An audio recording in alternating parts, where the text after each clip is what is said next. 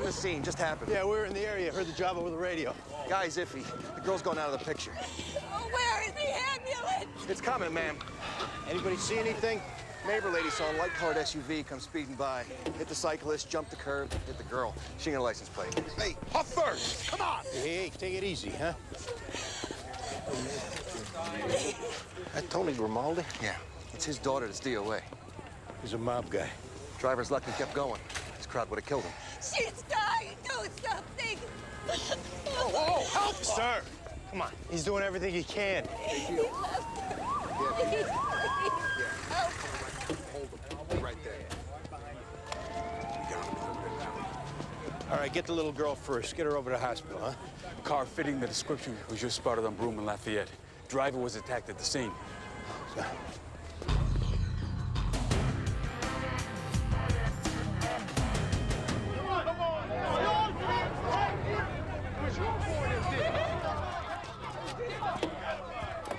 All right, knock it off.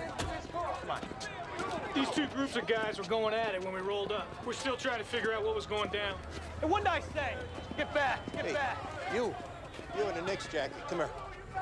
Get back. What's your name? Pete, Amici. What happened here, Pete? Me and my buddies went looking for that guy who ran over that little girl over on Elizabeth. We spot the car. It's got dents on the bumper, the grill, and everything. So we cut the guy off and we're holding him to the police show. But then these numbnuts jump us because they think we're attacking someone innocent. Where's the black guy who was driving this SUV? He boogied during the fight, man. Pete, what are you doing? Hey, mind your own business, pal. That's all I know, guys. Pete, let us handle this. Understand? Bet enough loss today. We don't have to lock any of you guys up. Do what you gotta do. We need to know who was driving this SUV. We need to find him before they do. These guys did so.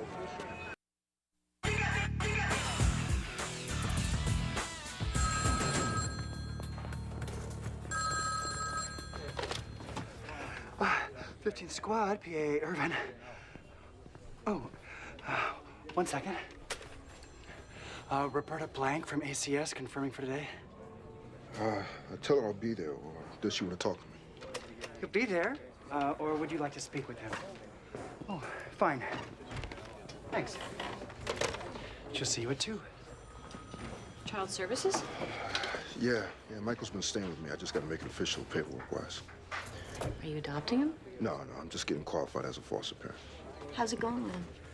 It's good. How long is he gonna stay with you? I don't know. As long as he needs.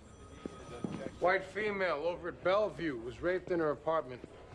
Rita, you and Greg, he'll talk to her in the hospital. Baldwin, you head down to her apartment building. Start a campus. What's the latest? Little girl's DOA. The guy on the bike's going into the OR.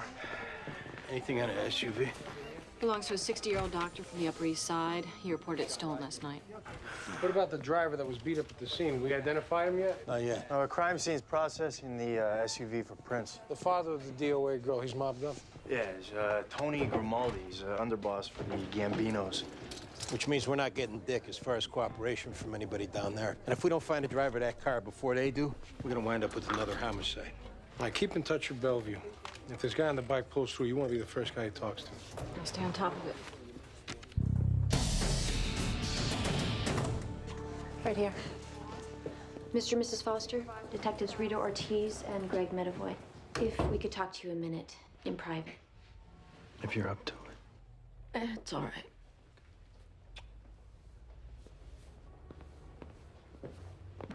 Can you tell us what happened? A man rang the doorbell. He said he was from the cable company, and he had the hat on. So I opened the door, and he pushed me in. What do you look like? 30, white, brown hair, heavy set, short goatee. And he didn't have the cable company uniform on, just the hat. Would you recognize him if you saw him again? What happened after he pushed you into your apartment? He put a knife to my throat and pinned me down and said he would kill me if I made any noise. Did he say anything else? Just sick things like was he bigger than my husband, and he knew my husband was at work and that he wouldn't be coming home to save me.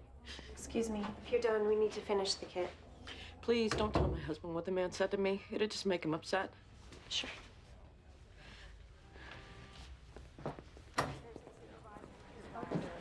You think she's okay? She's pretty shook up. Mr. Foster, do you keep a set schedule? I guess, yeah.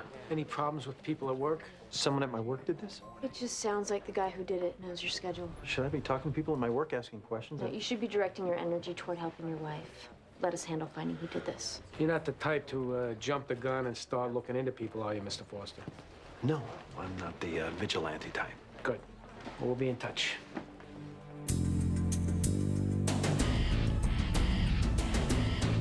Do you know him at all? All right, listen to me. Here's what you got to do. You got to get him to turn himself in. Go on. Who's that? Anonymous caller on our hit and run this morning. He said the black guy the Italians were beating on is Kelvin George. Did you give you anything past the name? Nothing. I'm checking a phone book. Off chance, the guy who raped Michelle Foster knows her or the husband. Maybe a stalker. I'm gonna call into the husband's work, see if anyone had a beef. All right, around the time of the rape, a neighbor saw a suspicious-looking guy bolt out of the building and speed off in a Taurus. She got the plate is registered to Norman Reese, Battery Park City. Let's do it. Got it. Where you going? Kelvin George is listed. Address in Red Book.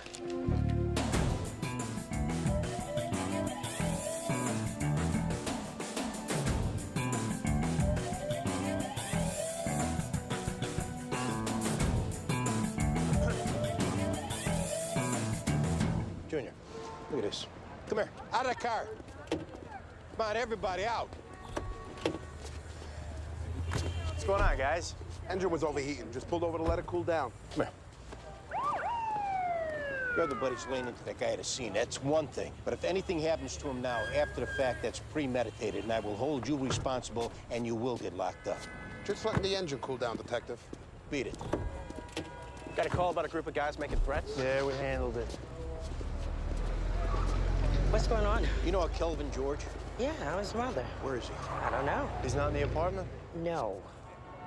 Go ahead and look if you want. The door's unlocked. Can you check it out, apartment 1F? What's the problem? We need to talk to your son, man. He might have been involved in an accident this morning. I don't know nothing about that. Those men that were across the street, they do anything? Yeah, they were pounding on the door and yelling, Kelvin, get your ass out here. What kind of accident? A hit and run. And believe me when I tell you, Kelvin is better off with us than he is with those guys who just left there. You understand me? Yeah. All right, if Kelvin calls or shows up, you let us know for his sake. Nobody inside. You do like I say.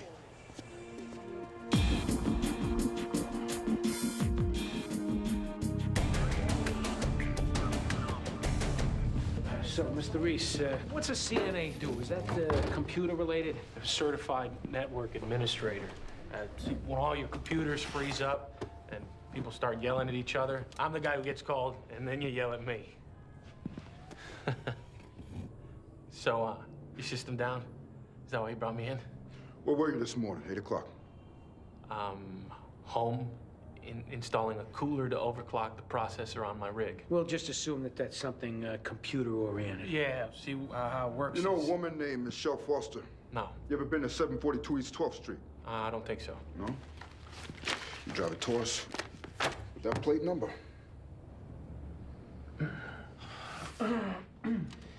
See, somebody saw you drive away from there and they wrote down your plate number.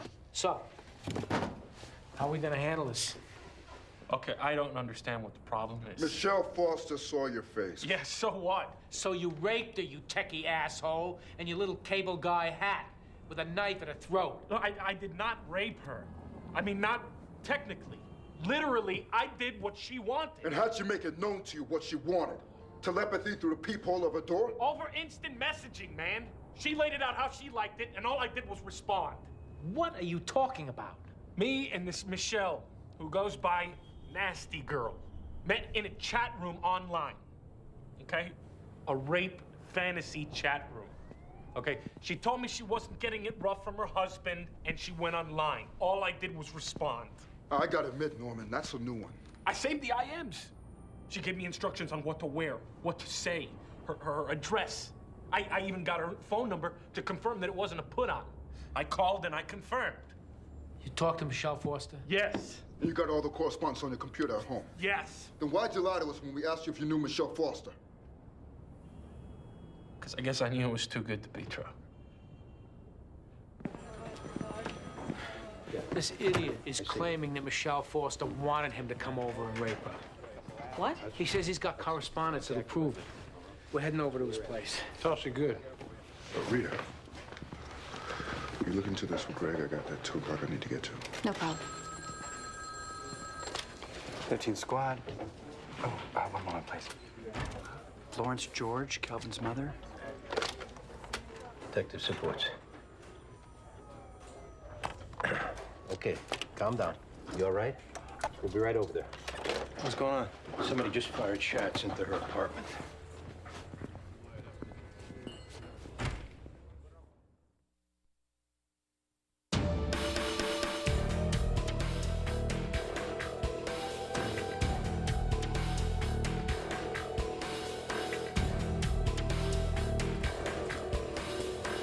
Any witnesses?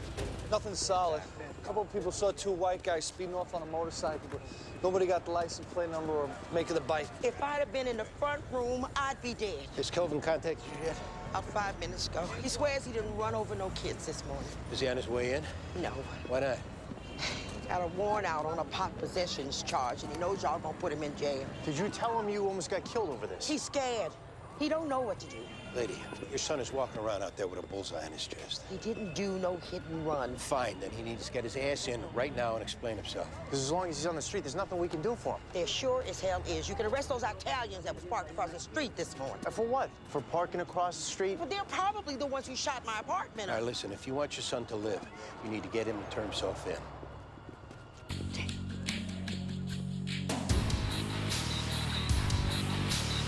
You're not married, correct? No, but I am involved in a relationship with someone. Oh, you're heterosexual? Yes, very much so. As a squad detective, are those hours pretty regular? Well, if it becomes an issue, I can make alternate plans to have someone look after Michael. Who? My girlfriend, who's an assistant DA, or fellow detectives who are parents also. I assume you have weapons in the home. Just one, and I'm usually attached to it. You have any experience with raising children, Mr. Jones? Well, I've been involved in the mentoring program, as you can see from my application. But in terms of managing behavior or discipline? I wasn't given the impression from your office that there were a whole lot of people jumping at the chance to take Michael in. He's not a stray dog, Mr. Jones. He's a child dealing with some very serious issues. I've known Michael going on a couple of months now. I've been with him through the death of his mom and his dad getting locked up. I respect that. But I've worked hundreds of cases like this, where someone who's close to the child discovers they're ill-equipped to deal with bad behavior, sometimes extreme behavior. They come back to me saying they can't do it anymore, which leaves the child crushed when they have to move out. I was raised by my grandma. She got sick when I was 14, and I was basically on my own, staying with friends. Now, this one buddy of mine, his dad was a cop. I started having dinner a lot at their home, and I ended up moving in with him until my grandma got better. But my friend's dad was the only guy I could go to. The only guy I could confide in that I could trust. I'm not some do-gooder with his head in the clouds. I've been there. I know what Michael needs. And if you give me the opportunity, I can provide that for him. Well, I'll schedule a visit to your home. Review your references and the rest of your application. Good luck. Thank you.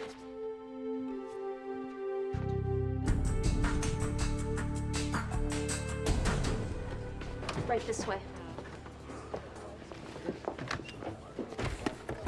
It's Michelle Foster from this morning. The rape victim? We checked into this Norman Reese's story. He's got all kinds of documentation showing that she invited him over. Any evidence that they spoke on the phone beforehand, like you said? He gave us a number he called, and it was for a coffee place in the East Village. And they said it's not that unusual for customers to take calls there. Thanks for getting back to me. You run Reese with BCI? No record, not even a parking ticket. See what she says.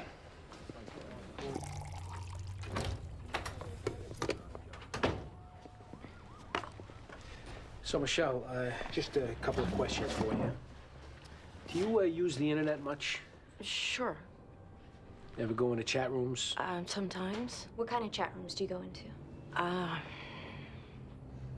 went into one about vacationing in the Bahamas. Have you ever been in a chat room called Female for Male Rough Play? No. Do you know a man named Norman Reese? No. You didn't meet Mr. Reese in the rough play room? I already told you I haven't been in that chat room. When you do go into rooms, what's the name you use? Michelle F. Have you ever used the name Nasty Girl? What on earth are you talking about? The man who attacked you this morning, he says that he met you in a chat room and that you invited him to come over.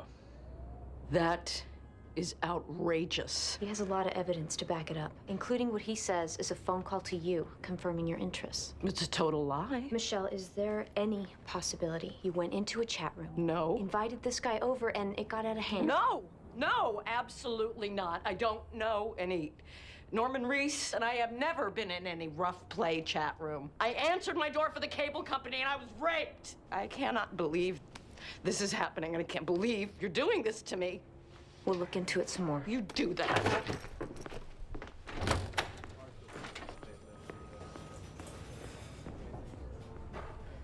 I tend to buy her story. Yeah, me too. Right. We got more digging to do. I'll fill you in. We gotta get this Kelvin George in before these loony Italians kill him. Yeah, we're running guys. He's been collared with to see if there's anything pop. I'll pitch in on that. Before you get going, I have a quick announcement to make. Just want to let you all know that I'm putting in my papers for retirement. I'm leaving the job. When? I got my appointment with the pension board in a few days, so soon after that, maybe a week. You leaving to something? Security director job. Which you accepted when? Andy. I interviewed for it last week. I accepted yesterday. So. Congratulations. Yeah, absolutely. We'll miss you. As soon as my last day's firmed up, I'll pass it on. Oh, how about that? Yeah, well, we got work to do.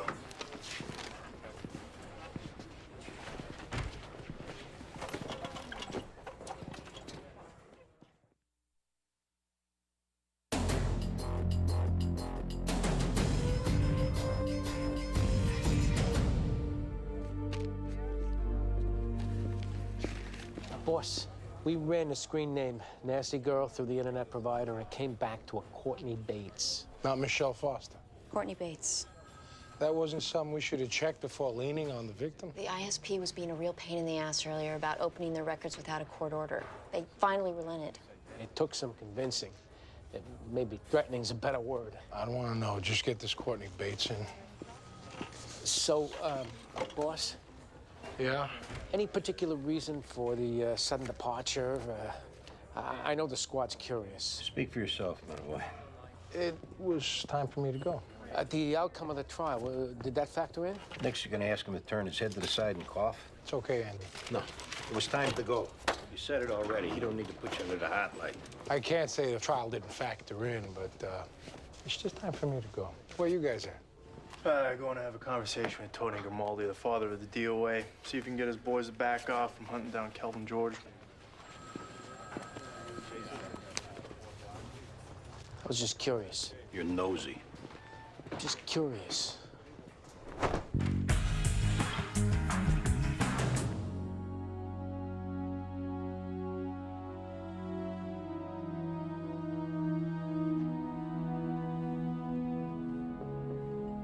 Mr. Grimaldi, you have our deepest sympathies. Thank you. We know this is the last thing you want to do, but we need to talk to you about this morning. Did you see what happened? No. I was in the kitchen. We know a lot of people in this neighborhood look up to you. Has anybody given you any information that could help us? We were at a coffee. So I sent Teresa to get some from the corner market. If I would have got up off my lazy ass and done it myself, she'd still be alive. We're very sorry, sir. Mr. Grimaldi, there's people out there right now, people associated with you, who are looking for the driver of that car. They already fired shots into his mother's apartment. My daughter's dead. You think I give a rat's ass about the son of a bitch who killed her? We know you care about the other guys out there looking for him. We tried to let them know if anything happens to our suspect, they're going to jail. But they're not listening to us. Yeah? That's because they know this son of a bitch ain't gonna do any real time. Oh, yeah, absolutely will. Vehicular manslaughter, possibly 2 counts, and fleeing the scene of an accident. They'll do time. Let us do our job and let each of your guys stay out of jail. If this guy don't pay a fair price for taking my daughter's life. When he hits the street again, all bets are off. Yeah, we'll take care of that. I'll put out the word.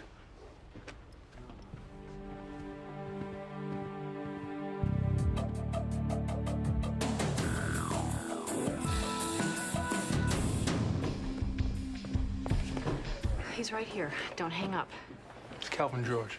I'm putting him on the phone right now. No, it's him. You have my word. Detective Sipowicz. That's fine. Come in and tell me where you were this morning. Kelvin, how can I say I believe you're not based on a phone conversation now? Don't worry about your damn pot possession. Worry about your mom who got shot at. Worry about not getting killed by that lynch mob who's out there looking for you right now, huh? Now, where can we meet you? I'm gonna get the car. I'll meet you in front. Yeah. Uh-huh. Have a seat, Courtney. Okay. You a student? Yeah, but I'm taking a semester off. You know Michelle Foster? No. You didn't go on the internet pretending to be Michelle Foster? Pardon me? We got information that you've been going into chat rooms under the moniker Nasty Girl and claiming to be Michelle Foster. Well, I don't know that person, and I've never in my life called myself Nasty Girl.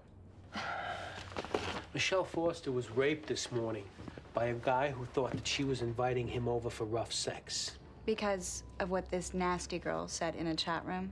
There you go. Well, I'm sorry to hear that. But I had nothing to do with it. Then how's the screen name Nasty Girl get back to your account? I bought my computer secondhand. It was somebody else's before that. I sometimes lend it to the space cadet down the hall. I mean, there's 1,000 ways I could have been hacked. Yeah, all of which we'll be looking into. Fine.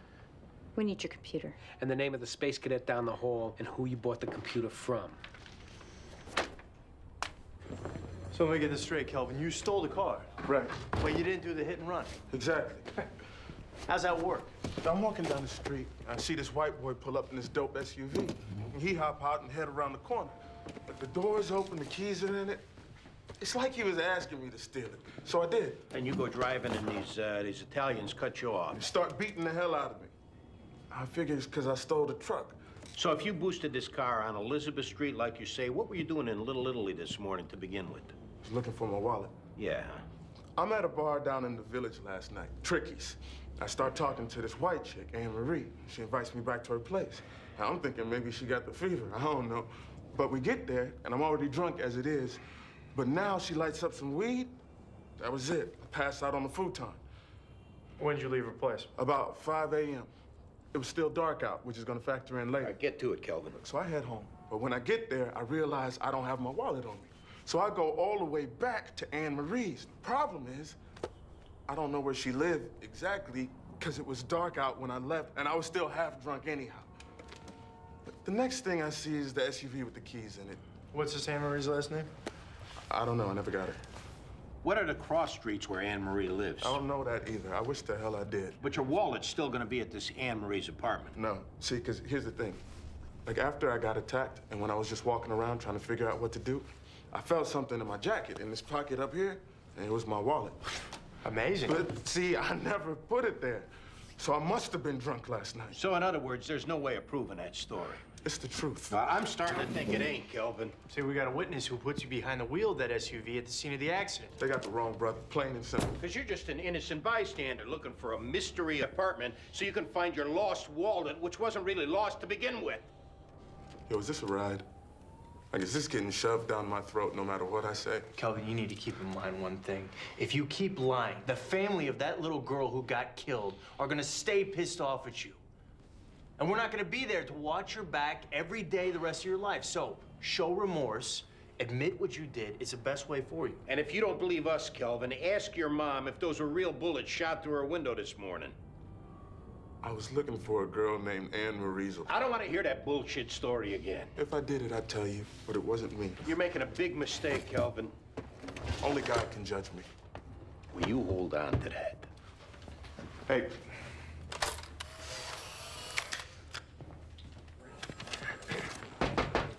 Calvin George? He's denying it. Big surprise. We'll go back at him in a bit. Good.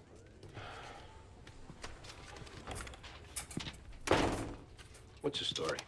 You're retiring? No, your choice of tie. It's just time. Don't go selling that weak crap to me. There's no hoodwink here, Andy. Is it Ortiz? What do you know about that? It was a hunch I had, but you just confirmed it. There's nothing going on, but if it were, it'd be a private matter.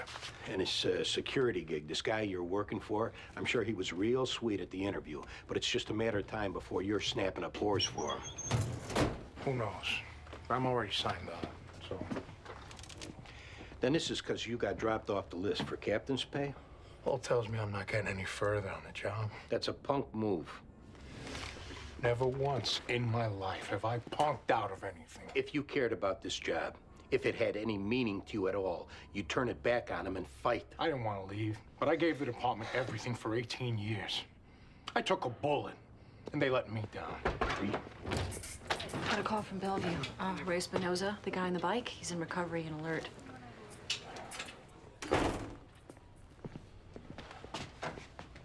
You still want to be updated, or did the bus already leave? Yes, I want to be updated, and don't push me anymore.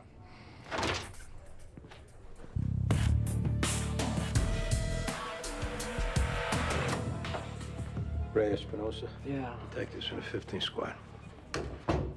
You made it. You think I'm bad? You should see the truck. Well, you got a lot of family outside waiting to see you. First, real quick, though, did you get a look at the guy driving the SUV before he hit you? Yeah. All right. We got a photo of Ray we're going to show you. Tell us if you recognize the guy, okay? Driver was a white guy. We're talking about the driver of the SUV who hit you. Yeah, white guy, young, dark hair. You're sure? Positive. I looked right at him when he was coming at me. Was there a black guy in the car at all? No, not in the front. Only guy I saw was the driver, and he was white.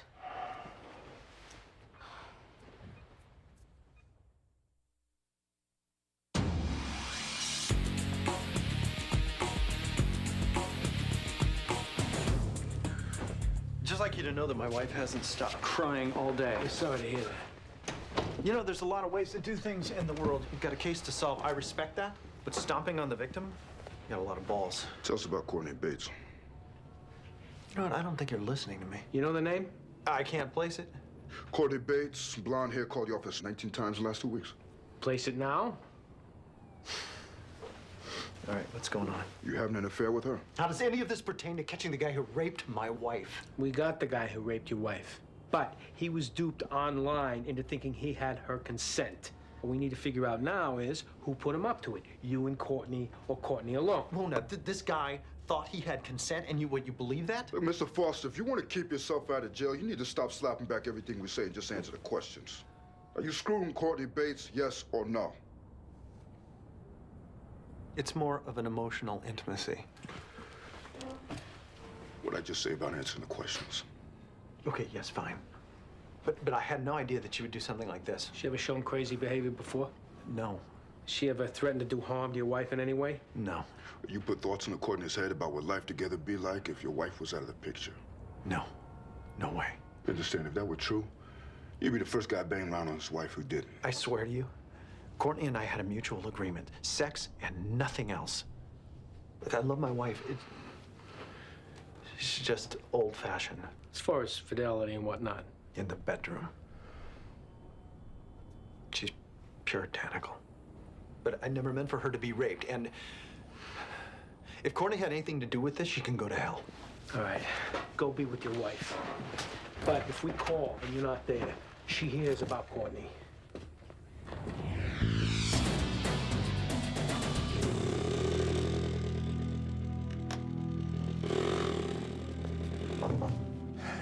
Excuse us, ma'am. May I help you? Afternoon. Detectives Clark and Sipowicz. Have you been here all day? Yes. We've been told that there was a car stolen this morning, a big silver SUV from right out front here. Did you happen to see it? To stay in business in this neighborhood, you gotta mind your own business. I see, the thing is, ma'am, the owner of the car, he's an elderly man who bought it for his kids, and the insurance company is refusing to pay because the story doesn't add up. You see, he's saying that a white kid stole it, but ultimately a black guy was found driving it. We're just trying to straighten everything out. So this has nothing to do with Tony Grimaldi's daughter being killed? It might. Then why'd you just come out and say it? Because everybody's been lying to us today. And if everybody keeps on lying, an innocent guy is gonna get killed. A boy from the neighborhood. something of a hoodlum, parked it out front here, and then he ran off. A minute or so later, a young black man got in and drove away. The boy from the neighborhood, what's his name? The old man and his insurance. You're a good liar. I apologize for not being completely upfront. Teresa Grimaldi was a beautiful young girl. Out of respect for her memory, I'm going to tell you what I know, but I'll never talk about it again. Okay. Danny Puglisi. Thanks, ma'am. Appreciate your help.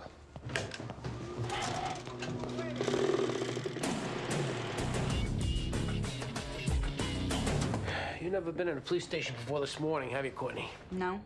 And we'll just chalk up all the lying you did then to an ignorance of the process. Sorry, but what are you talking about? You sleeping with Jason Foster, for one. You can't say I lied about something you never brought up. What are you, 3 years old? Well, you didn't. All right, we'll make this simple then. You choose between A, you plotted Michelle Foster's rape and don't give a damn, or B, it was a prank that got out of control. B. How'd it start? Well, she's controlling and manipulative, and she used the fact that he's a decent guy to get what she wants. You know all this about a woman you've never met? Jason told me. Got it. He's a successful stockbroker, and he needs to be in New York. But she keeps whining about moving back to North Carolina. What else did Jason say about his wife? They stopped having sex a month after getting married. She takes pills, drinks all the time. He's miserable. How'd you get the idea of the rape chat room? One night, I had too much sangria with some girlfriends, and I just thought maybe a little scare might give her some motivation. So I went online. I mean, it was a joke. Did you discuss your joke with Jason? If it worked, and she moved out, I was gonna tell him. And then you'd get married and be happy together? I don't know, maybe. I didn't mean for her to get raped. That was absolutely not my intention. Now, I'm sorry if it went too far. I'll do whatever you want me to do. I'll write a note, apologize, okay? Can I leave now? Courtney, you're not going anywhere. You're under arrest. What? Get up.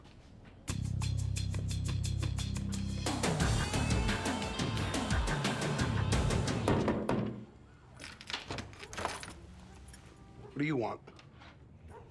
Looking for Danny Puglisi. Why? You his dad? Yeah, what do you need Danny for? We heard he might be a witness to the hit and run. Now, he would have said something to me if he did. We need to talk to your kid.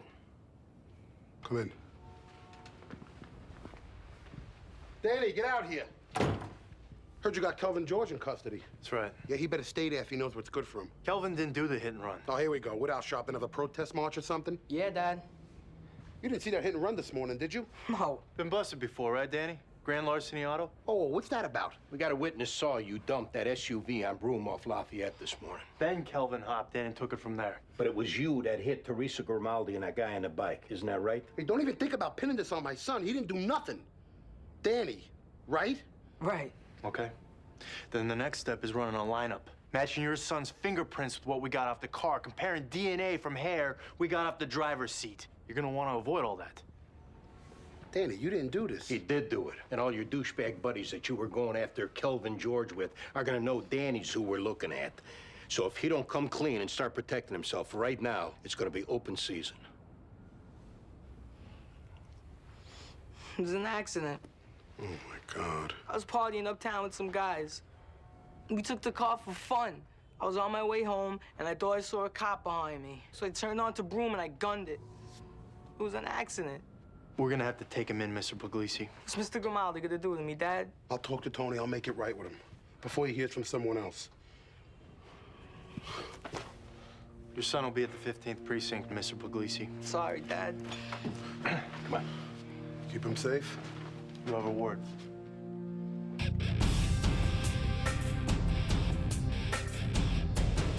Any question as to whether Courtney Bates acted with malice? Going into that chat room, she absolutely expected that something bad was going to happen to Michelle Foster. Then it's conspiracy to commit rape or rape by proxy. Either way, she's a caller. Was it worth it pursuing the husband for putting the idea in her head? Sounds like what he was doing was telling Courtney lies about his wife to keep her in the sack. I mean, he's a dog, but it's not criminal. Well, what about the guy who did the rape? Reese. I mean, this is a bad guy with bad instincts. Still, it boils down to consent. And from everything you're telling me, Reese thought he had it. So we get him on the next one? I'll see that it's put in front of the grand jury with your statements. Still, he could walk. Danny Puglisi went for it. Junior's taking his statement. Page me when he's done. And we want to kick Kelvin George.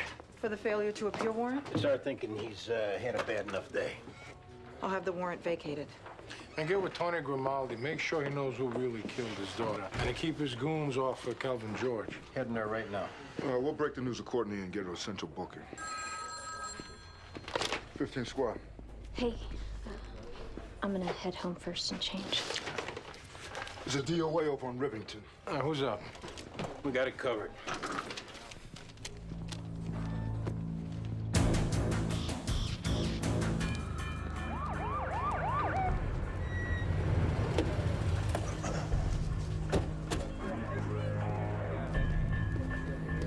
Two in ahead, execution style, no ID on him. His name's Gio Puglisi. We'll notify OCCB, see if them or the feds have gotten anything over their wires. So, mob hit? Yeah. Come on, we'll be back. Right.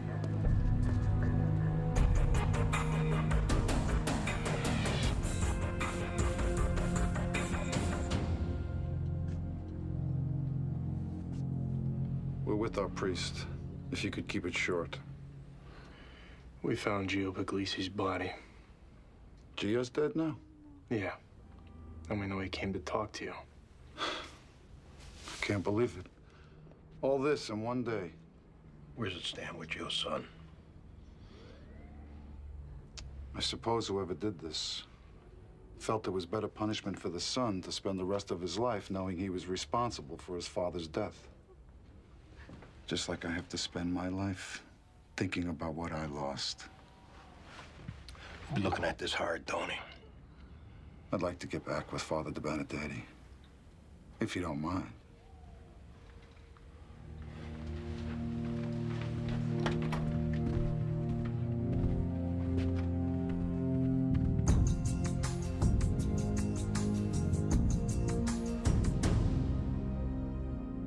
So, this lady at Child Services, she gonna talk to me? Probably. Because I'll tell her this is where I want to be. Very good. When do they decide? I don't know, they didn't give me a time frame, but I don't think it'll be a problem. That's what she said, that it wouldn't be a problem? Yeah, that's the impression I got. And if she turns us down, we can go to somebody else? Don't worry, Michael. But one of the things they were asking was, who'd watch you if I got stuck on a case that went late? What'd you tell them? Because I'll be all right on my own. Yeah, I know. But just to be safe, Valerie volunteered to be backup if I can't get home at night. You come here or I go to your place? Either. We'd work it out. Okay. And it was good. Thanks. I gotta finish my homework. I'll hit it. And I really appreciate your help. You're gonna need it. I'm not saying that in a bad way, but this may get overwhelming. So just call me when it does. Yeah. Everything's gonna work out. Absolutely.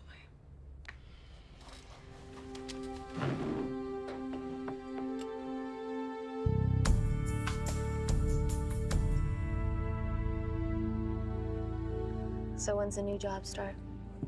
I think next Friday is my last day in the squad, so a week or so after that. No downtime. I don't want any. I gotta admit, the transition to private sector, you're wearing it pretty good. The decision's made. It's public knowledge. It's a weight off. And it's given me a little perspective. I might have taken the job a little too seriously. It's serious work. Still, there's nothing wrong with a smile now and then. And having a life. That where I come in? I hope so. Being honest, I'm a little scared by it. I don't date around a lot. When I get involved, I take it seriously. Rita, for one, you're beautiful. You're a great detective. And you're easy to talk to. I haven't come across someone with all that going for them much in my life. It's not something I would take lightly. Excuse me. I got that, thanks. Wait. This is a hotel, right?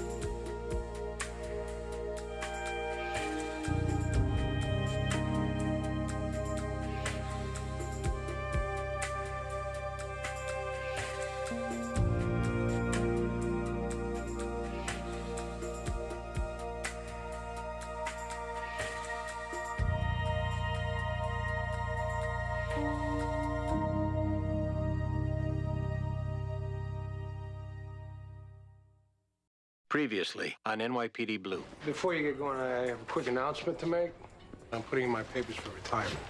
I'm leaving the job. Then this is because you got dropped off the list for captain's pay? All tells me I'm not getting any further on the job. That's a punk move. Never once in my life have I punked out of anything. I gave the department everything for 18 years. I took a bullet, and they let me down. If you cared about this job, if it had any meaning to you at all, you'd turn it back on them and fight.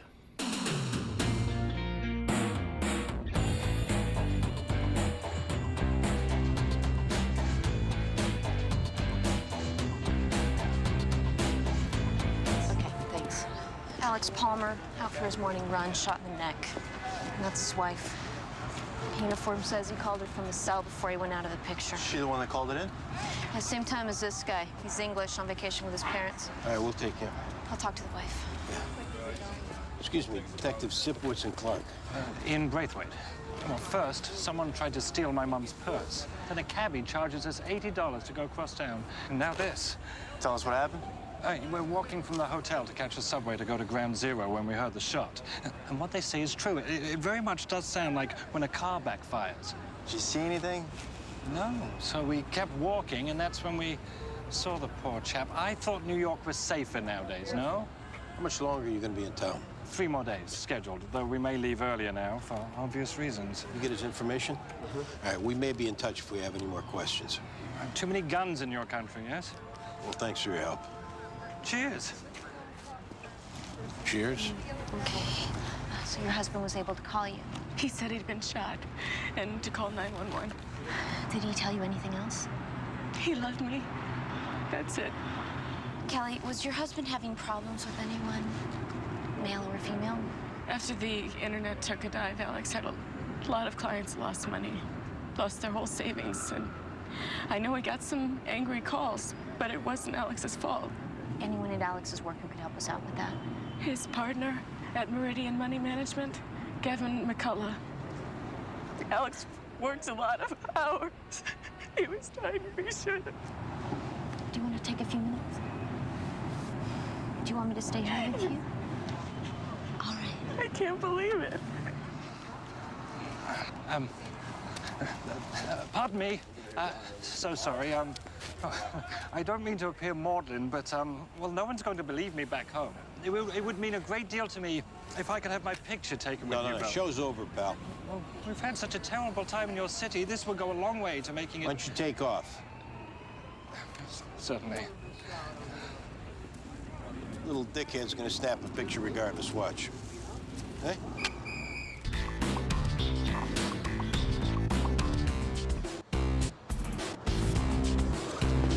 We pulled them over for running a light. Popped the trunk when we saw the ignition punched out. Voila. Good-sized cut on his head. Didn't miss many meals. Who's the car registered to? Samuel Rubikoff. That's him. What's this guy saying? Know that he borrowed the car from a friend? Your name? Peter Warren. And guys, being up front here, being honest, I don't know a thing about that body. Come here.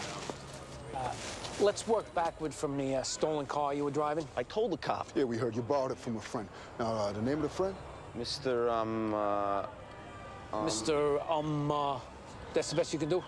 With a murder guy in your trunk? Okay, look, I stole the car, I admit that. The first I saw that dead guy was when the cop popped the trunk. You know, there's a lot of ways to prove you're lying.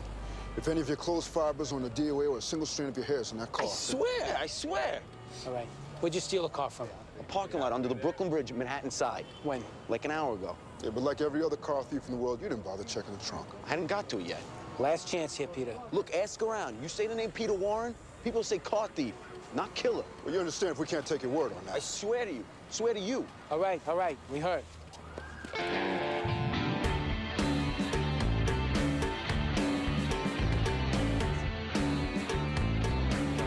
That was Greg. Their DOA was the owner of a comedy club, the Laugh Pit. They're heading down there to talk to the DOA's wife. What's up with the DOA jogger? Doesn't look like a robbery, so figure somebody's gunning for him. Nothing on the canvas. The widow said DOA had no beefs, no affairs, no money problems. That she knew of, anyways. Now, what's our next move? Well, the guy was a workaholic investment pro. His business partner's on his way in, Gavin McCullough. I'll be back in an hour. Remember, his retirement racket's tonight, max at 7. Got it. Have you signed the card? The hell? I needed one big enough for everyone in the precinct to sign. They're gonna be pony rides? It's a nice card, John. Any word yet on who's replacing Rodriguez? No, and I've been calling around. Hope it works out. Yeah. Andy. Well, I hope it works out for the guy. Yeah. And why don't you mind your own business over there, huh? Hope it works out sounds like you don't think it will. Well, if I'd have thought that, I'd have wrote it. Just add good luck or something. Connie, it's not like he's gonna be framing this thing. Hello, my name's Gavin McCullough. Right this way, Miss McCullough.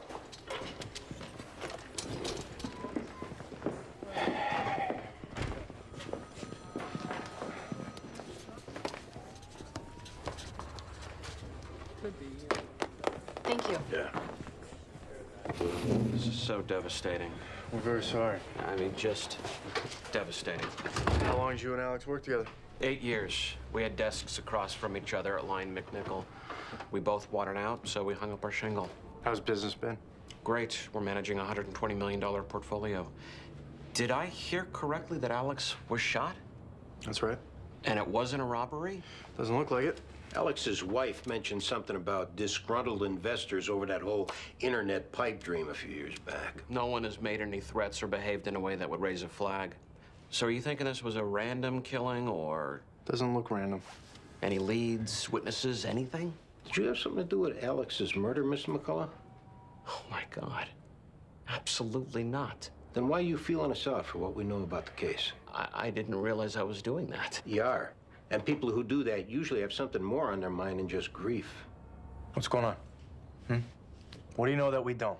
I suppose the reason I was asking was because if it was a random robbery, there would be no need to pry into certain personal aspects of his life. So did Alex owe money? Was he screwing around on his wife? He was deeply in love with Kelly. I mean, they were college sweethearts. And for as long as I've known him, Alex has been the ideal husband. But, as you may know, many relationships stagnate. Well, no offense, Mr. McCullough, but you're not in church, okay? So you don't need to apologize for anybody's behavior. Just tell us what Alex was up to. He never told me anything about her other than they met at a coffee shop 6 months ago and she was married also. All he asked me to do was to cover for him when he needed an excuse some nights, and I did. When was the last time you covered for him? A week ago. Alex ever mentioned a name? Janet. And when I heard what happened this morning, the first thing I thought of was, I hope it wasn't this woman's husband. Before I came over, I went through his call sheet and I found a Janet Grafton and this number. I'm assuming that's her. We'll look into it. Alex's wife, Kelly. She's already been through enough. We'll do our best. But just so you know, when somebody gets murdered, this type of information usually comes out. How the hell someone could do something like this to Sammy is beyond comprehension. Well, when's the last time you saw him? I head out around 2. He generally locks up around 4:30. Anyone else usually with him? No. Was your husband having trouble with anyone? No. Financial difficulties? No. Were you privy to the bookkeeping? I do the books, sweetheart. We're in the black. Well, we made some calls on the way over, and we heard that cops responded to a disturbance here last week. That was just a bunch of comics showing their more pleasant side. Specifically, though? We used to lay out cold cuts for whoever'd perform. For some of them, it was the only meal of the day, so fine. But then they started lining their pockets. With cold cuts? And steaks from the fridge, and chicken breasts, and coming in on days they weren't performing. So Sammy had to put his foot down. How'd the comedians react? Like the children they are. A lot of noise. Anyone make threats? Nothing special. But still, your husband was having trouble with some people. You see, just a minute ago you said that... I know what I said. Sammy just had to wrap their knuckles, that's all it was. Then why the cops respond? It moved outside, and the old bat that lives upstairs called 911. Was there a ringleader of the comics? Not that I remember. Or any one of them who'd take more than the others? Or more often? They're all equally drunk, broke, and desperate.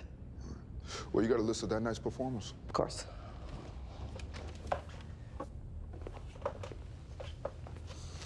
Sammy was like a father to these kids.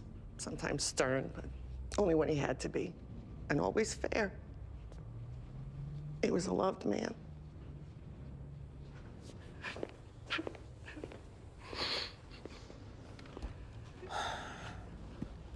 I was thinking of peppering my comments to the lieutenant tonight with some jokes.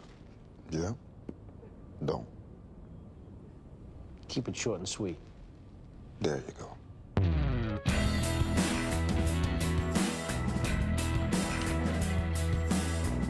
Sarge told us to put these in the lieutenant's office. Yeah, he called up. In here. Who did Sarge say dropped them off? Said they were left with a new PAA. Guy just said he was the new CO in the squad and he'd be back with the rest of his stuff. You gonna open them? We'll know soon enough whose they are. Did you get in touch with Janet Grafton, the DOA's girlfriend? Yeah, she got our message. She's coming in. Hey, boss, I talked to the uniforms who responded to the dispute at the Laugh Pit last week. They said that Lonnie Cutler was real vocal and made threats to our DOA. Doesn't that contradict what our DOA's wife said?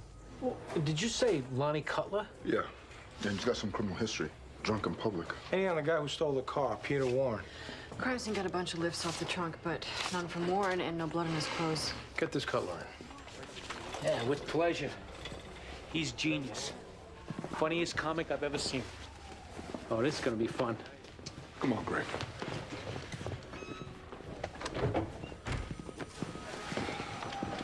Detective Sipowicz or Clark? Yeah. Janet Grafton, you called me in? You're a cop. 8 years, what's up? Just talking here. Wait, what's it about? Alex Palmer. We want to talk out here, we can.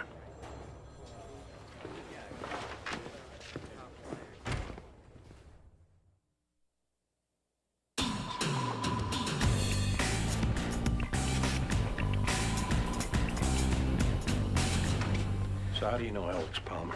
Okay, I'm gonna ask nicely here. Don't try to work me. Can you just tell me what's going on?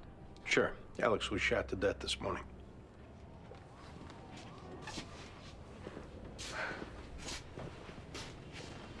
His buddy said he was having an affair with a girl named Janet. Your name was on his call list at work. That's what's going on. What do you have so far, and who killed him? Nothing. How long you and Alex been seeing each other? Janet? 6 months or so. He was a really sweet guy. You ever confide any problems to you? Tell you he was in trouble? No, nothing like that. When was the last time you saw each other? Monday? Oh, no, Sunday. I'm sorry, I'm just kind of thrown by this. I see you got a ring on. Your husband know you've been stepping out? No. And he's not my husband. I mean, not like that. We're separated. You sure about that? Yeah, Scott won't give me a divorce or move out. We pretty much lead separate lives. If you don't believe me, you can ask my divorce lawyer. The ring says different. Yeah, well, I wear this because he sees me without it and he goes off. I don't need the aggravation. He didn't find out about this affair and go off on you then? No. Is he on the job? It works out of the 2-5. Were you and Alex still seeing each other? How about asking me if I know anything about Alex's death? So I can say no and we can be done with this. Were you still seeing each other? No.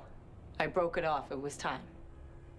It had nothing to do with your jealous husband who's a cop and he carries a gun? You asked us to be upfront with you, right?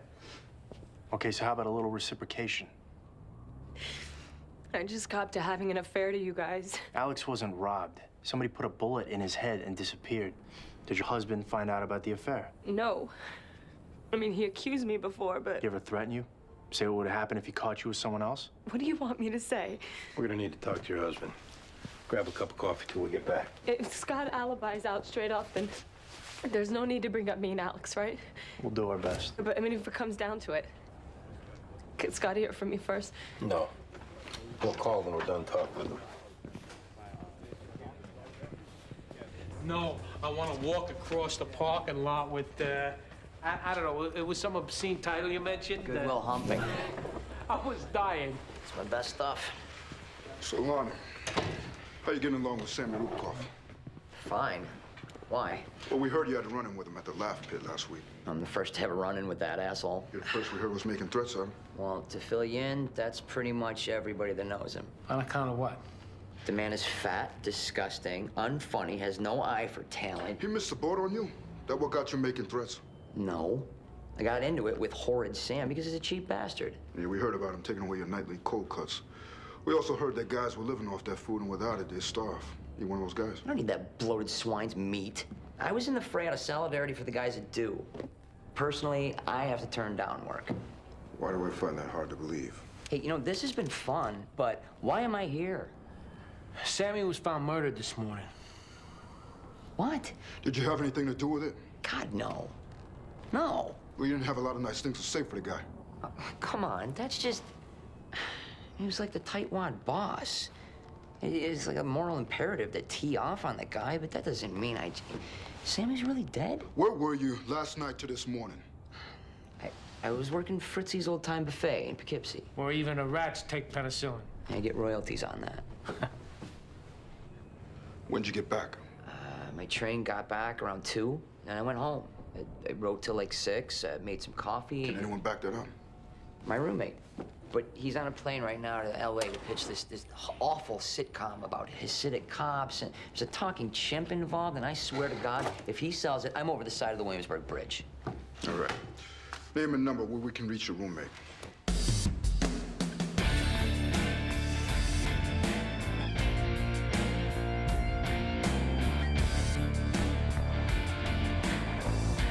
Scott Grafton? You the guys from the 15th squad that gave me the 1085? Yeah, Sipwitz and Clark. We gotta ask you a few questions. Oh, sweat. You know an Alex Palmer? No, not by name. Why? He got shot this morning. We got an anonymous tip that said to talk to you about it. Don't know the guy, don't know anything about the shooting. Hoping to pay good money for the info. We over near Tompkins Square Park this morning? Sounds like further questioning about this shooting, which I already told you I know nothing about. I think you know how this goes by now, Scott, so just answer the question. No. Nowhere near that park. Where were you this morning, 8 o'clock? Anonymous tipster, or so you claim, throws my name out, and based on that, you run over here and throw shooting in my face? We're waiting, Scott. Sipowicz, I heard about you. Heard you was a stand-up guy. Why are you trying to bullshit a fellow cop? Just tell us where you were this morning. We can be done with it. Zephyr Gym, 34th Street from 7 to 9. Then straight to my station house. All right, then. Sipowicz and... Clark.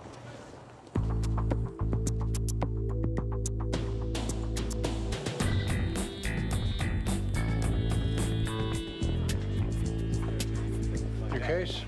Oh, yeah, we got an odd hit on our DOA Sam Rubikov's credit card late last night, boss. We're going to see the vendor. I mean, give us any word on the time of death? Yeah, give us the time pretty much around when the purchase was made. DOA's card stolen? Well, we called to ask Rubikov's wife, Lois, was Sammy carried with him, but a friend answered the phone and said Lois was sedated and out cold. Huh. Hey, is that it? That's it for now. What, more boxes? Scott Grafton? A real hothead, but he says he was at the gym at the time of the murder. What's the gym? I'll give him a ring. If Grafton starts looking good for this, I want IAB and fast. What kind of asshole has the nerve to send a truck full of boxes before you're even gone? Did you hear what I said about IAB? Yeah, boss, we're on it. Gentlemen and ladies of the 15th, I have arrived. Permission aboard, Lieutenant. Come in, Eddie. It's busy, Gibson. What are you doing here? Hi, Andy. Sorry for the boxes coming in piecemeal. My car broke down, so I'm bringing in loads in the Weiss Festiva. Those are your boxes? Of course they are. You're the new CO. The chief of detectives didn't give you a heads up? No. Ah, jeez. I'll come back after the tour. No, it's all right. Come on in. Chief of these told me today was the day, so I figured they'd tell you. But maybe it's for the best, because I got about 1 million questions, Lieutenant, and I'm eager to pick your brain. Well, let's get started. Your office? Guys, just so you know, I'm well aware of the abilities of the personnel in this squad, and I got no intention of fixing what ain't broke. In my management style, hands off. Unless one of you really steps on your Johnson. Kidding. After you. This is April Fool's, right? It's gonna be okay.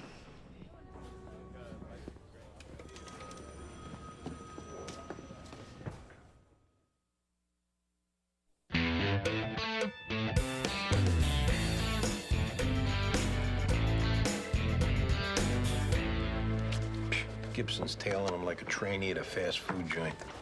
The more he learns from Rodriguez, the better off we'll be. Yeah, they'll learn nothing. Scott Grafton's gym. They got no record of him being there this morning. Which means no one saw him, or... They swipe your membership card and it stays in the computer. No one saw Grafton, and they got no record of him being swiped in. Grafton's alibi didn't hold up. So IAB. Yeah, he deserves a chance to explain. One chance. Excellent. The reports from Andy Kramer in your office. Oh, apologies. No problem. I'm not even here.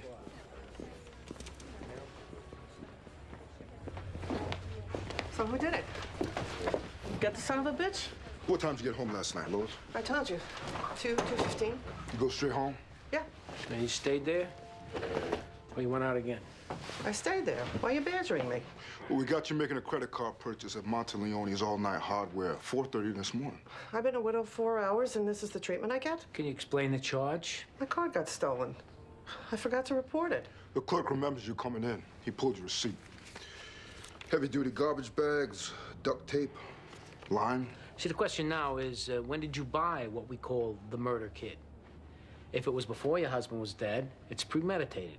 If it was after, then you could argue that it was a crime of passion. After. But I did not kill Sammy. Lonnie Cutler did it. Lonnie Cutler? Come on, Lois. Lonnie is a no-talent loser. Sammy wouldn't let him perform in the club anymore, and Lonnie flipped. And you saw this happen? I was in the office, and I heard them arguing. I went down to find out what Lonnie's problem was, and I see him standing over my husband, who's on the floor in a pool of blood. And then you ran out to the hardware store to cover it up? I was taken to the hardware store, kidnapped, and forced to buy those things. Clerk doesn't remember Lonnie in the hardware store, only you. Lonnie waited in the car. Why don't you tell the clerk to call the police? Lonnie threatened to kill me if I said anything. You want proof? In the office, there's a loose floorboard where I stashed Lonnie's bloody shirt. He told me to burn it while he figured out what to do with Sammy's body, but I didn't. Because my husband deserved more than that. Let's go get the shirt. Have a seat, Scott. So we got a little problem here. Janet told me. Told you what, specifically? Says she was having an affair. The guy that turned up DOA this morning. Was she an anonymous tipster? No, we got it through the DOA's phone records. Coming to you was the next logical step. She told me she met this guy at a coffee shop. Is that what she told you guys? Scott, we're trying to clear you for a murder. Start focusing on that. Hey, I didn't kill the guy. Then why'd you lie about where you were this morning? Computer at the gym didn't show your card being swiped. So, Scott, where were you this morning? I was telling Janet. Trying to see if she was cheating on me. Hoping she wasn't. I knew it, though. Knew she was out there with somebody else. We're gonna need to prove that. Fine. Did you maybe talk to your partner about all this, or an informant? Somebody in your life who wants you to feel better? The only person I've been talking to about this is Janet. And she's been denying it right to my face. Because this was looking like a hit. Hey, I don't give a damn what it looks like, and as far as that guy goes, good riddance. All right, when you left your house, the route you took, places you stopped, people who saw you.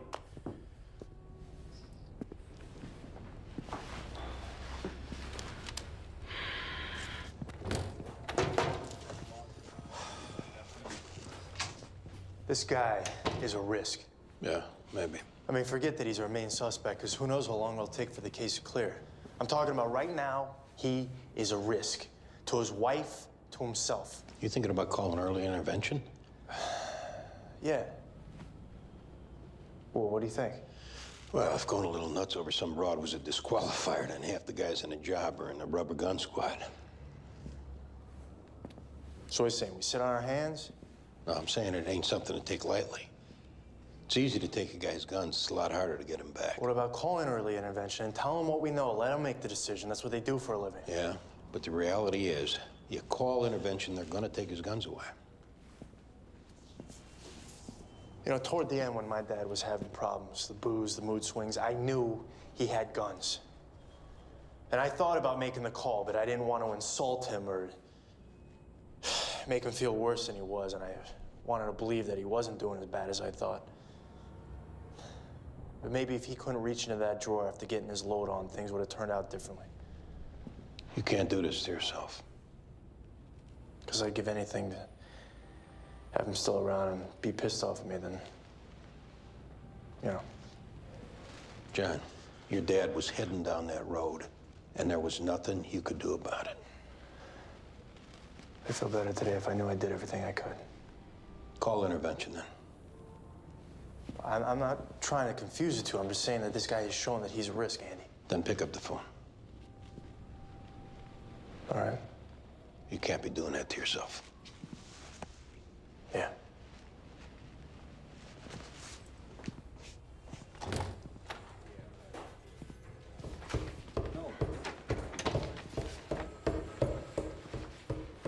Okay, last chance to get in front of this if it's a joke. Carry it out any longer, I'm gonna get pissed. It's no joke. He's your new CO. He's not even a lieutenant. There aren't enough lieutenants who've been in the bureau long enough, so they're taking sergeants.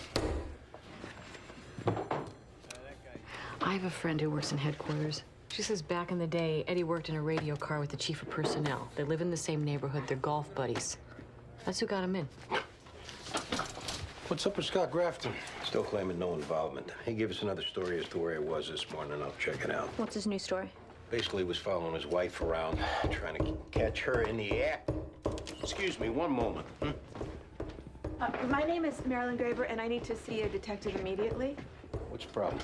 I'm making eggs this morning, but my son Evan, who was supposed to be on his way to school, comes back with this.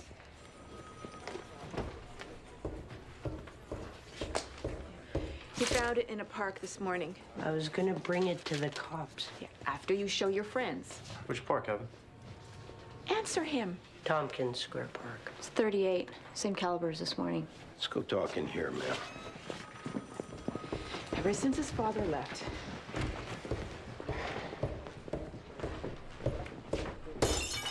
Nuts. Well, why don't you have a seat? Why don't you walk us through it, Evan? I swear I was gonna go to the police. We believe you. Don't worry about it. Just tell us how you found it. So I was walking to school through the park when I look over and there's this guy with his hands in his pockets like he's waiting for someone. And I walked past him a little bit, and then when I looked back, I saw him throw something into the shrubs and walk away. And I noticed it was shiny, whatever he threw, so I went over and I checked it out. And then I took it home. How'd you find it, Mel?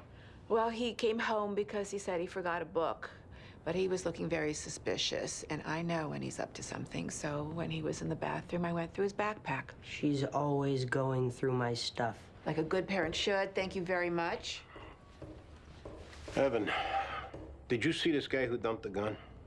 Yeah. What'd he look like? White guy, just kind of normal looking. Could you identify him if you saw him again? I don't know, maybe. Yes or no, young man? Yes, probably, okay? All right, you stay here. We're gonna get you set up with some photo arrays. But he's not in trouble, is he? No. If he helps us find who dumped that gun, we're putting his picture up in the squad. Teenager of the year. Did you hear that? Whatever. That's your shirt. Unbelievable. I can't tell you, Lonnie, how sad it makes me to be sitting here with you like this. She gave you the shirt? Lois? What was the turning point? I mean, you're a funny guy. I didn't kill that fat prick. She did.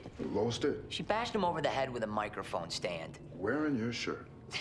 She called me afterwards, asked me to come down, help get rid of the body. It made a mess of my shirts. I told her to burn it. God, I should have knew she'd try to screw me. So you put Sammy in the trunk of his car? Heaved Sammy in the trunk, nearly throwing out my back. I drove her under the bridge. I left the car because I didn't want nothing more to do with it. But you still haven't said why Lois called you to dispose of husband. I was banging the battle axe for stage time. She called me in a panic. I went over there. You know the rest. Still, we got a he said, she said here, Lonnie. Lois said that Sammy found out she was whoring around. He said he was gonna divorce her and make sure she didn't get a dime, so she whacked him one. You know, I was afraid of this. This is off my answering machine. She called me at home. Sweetheart, honey, it's Lois. I think I hurt Sam. You gotta help me, baby. Call me right away.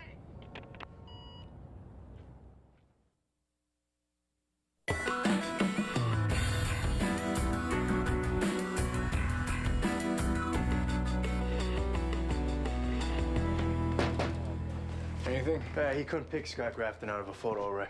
So now what? In the event Scott contracted the hit, we're gonna show the kid an array with Scott's partner in it. We're also gonna show him the DOA's business partner. He might be involved in this? We're gonna show him every white male that was somehow related to the DOA's life. Okay. How you doing?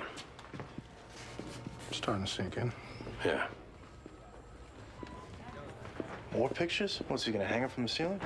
That uniform whose wife was banging your DOA, Scott Grafton, What about him? he's downstairs putting up a fuss. They're not gonna let him up, are they? I mean, our witness is right there. No, desk sergeant told him to stay put. Good. But he's going on about how one of you called early intervention on him. But don't worry. I told him there's no way either of you would do that to a fellow cop. Right? Just hang your pictures, Gibson.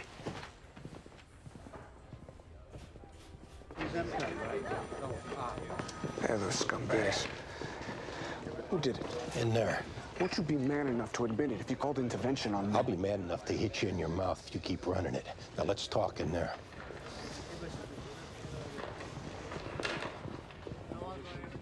We tried denying it. Now, I called Janet. She swore it wasn't her, so that leaves you two. I called. How you gonna settle this, huh? Oh, what is this, high noon? You got bigger problems, Scott. No, he's got a beef with me. We're gonna settle it. I got no beef with you, Scott, beyond the fact that you're not thinking straight. I'm on modified assignment. I got a 9 a.m. at psych services. They took my guns. You stalking your wife the way you've been doing. You don't see where this is headed? Hey, I'm doing what I can to save my marriage. You trying to bang her too? Scott, wake up. We got a witness in this morning's shooting. I got nothing to do with that. I keep on telling you guys. They're looking at photos right now. You think I'd be that sloppy? Saying who this guy was and I got out of my head. You think I'd take him out in broad daylight? And you're wondering why I made the call. You guys just keep on twisting everything around. This is your last chance to get in front of this. I didn't do nothing. As long as you're a suspect, unless we call you in, you don't set foot inside the station house again. You got that?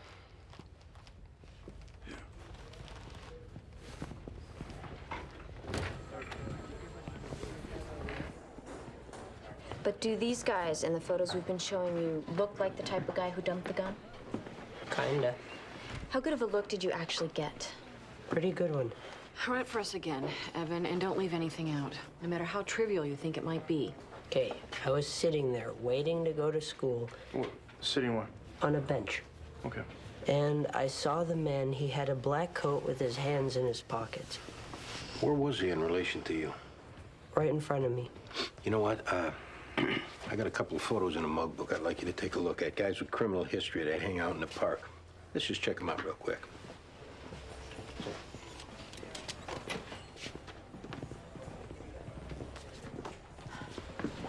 His hair was kind of curly. Was it? Yeah, I remember that. Evan, when we talked to you earlier, you said you were walking when you saw that man. I was. Then why'd you just say you were sitting on a bench? Well, I was sitting on the bench and then I started walking. Okay, so when you started walking, where was the guy when he dumped the gun? In front of me, like 20 yards. Now, you said earlier that you turned back and looked at him when he dumped it. Well, it was kind of like, you know, a half turn. Oh, I can't remember, really. You're telling two different stories, Evan. And this just happened this morning, so I know damn well you remember everything. I didn't kill that guy. Ever hear of paraffin? It's the stuff that we put on your hands and it reacts to gunpowder. So if you fired a gun, it'll show. You know what the next stop is after that?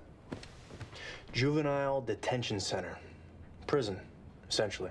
I didn't do it. Now listen to me, we've been down to that juvenile center and a kid like you does not want to be there. Tell us what happened. If it was an accident, we can try and avoid all that. Was it an accident? What happened? My mom is gonna kill me. What happened, Evan? A couple of weeks ago, I was walking to school, and these guys, these older guys, stopped me. They took my money, they took my backpack. They made me take my underwear off, and they put it in my mouth. They wrote things on me. Were you at the park this morning hoping to see them again? Where'd you get the gun? I bought it from a kid at school. How'd you end up shooting the jogger? Every day for the last week, I've been sitting on that bench with the gun. And I just wanted to scare those guys who robbed me. I don't know. I guess I got tired of sitting there, and I wanted to feel what it was like to shoot the gun, so I fired it at a tree. I missed the tree, and I saw that guy fall down, and I knew something bad had happened, so I ran.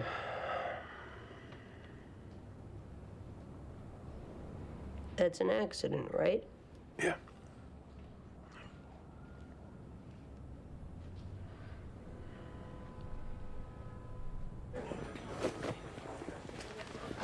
Thought you went to get Lois Rubikoff. Yeah, she lawyered up. She's downstairs myself.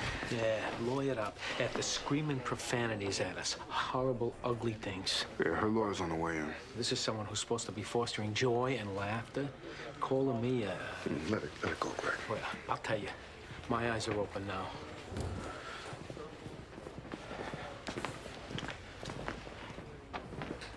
Everything all right? Mrs. Graber, we got a problem. Your son admitted it was him who shot that jogger in the park this morning. He was just going to look at mug books. We asked him some questions, and he admitted he shot towards a tree and hit the man. You're gonna need to speak to an attorney about this. Is he under arrest? Yeah, he is. Well, just wait a minute. I'd like to talk to my son. He needs some time to finish his statement. Meantime, you should call your lawyer. You can use this office. Sure. Evan really shot someone? Did I make a mistake bringing him in? No, ma'am, but you better start dealing with this right now.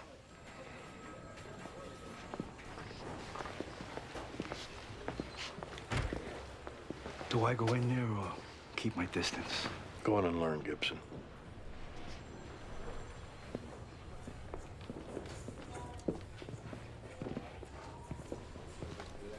How in the hell is this gonna work? Oh, he'll probably come to you for a lot of advice. I got my own cases to worry about. Well, the option is letting him make it up as he goes along. The kid's hungry. I'll watch him while I run out. Hey. I'm still glad I made that call to early intervention. Don't even think about it. Yeah, I got one right here.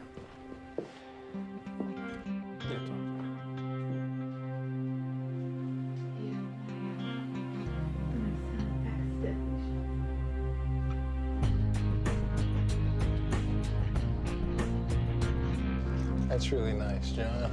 Thank you. My turn. I was going to open my remarks with a couple of jokes, maybe a limerick, but my association with all those comedians today really got me depressed. I mean, my God, they're a sour glass of milk. Sorry, I just mentioned that to say that my toast to you, boss, stripped of its fat, is one of admiration, appreciation, and best wishes for the future. Boss. Thank you, Greg. I like to say something, too. If I've been a little less than gracious lately, it's not on account of the reasons that you're leaving, like I said to you. It's on account of what happens when bosses leave. Generally, you lose touch. And when it's a boss that you work good with, somebody that stays out of your way, respected the job you did, and earned your respect for the job that he did, there's a lot of regret in losing touch, especially when you've come to regard that boss as a friend. I wish you luck and all the best in your new job, but keep in touch. Yeah. Thanks.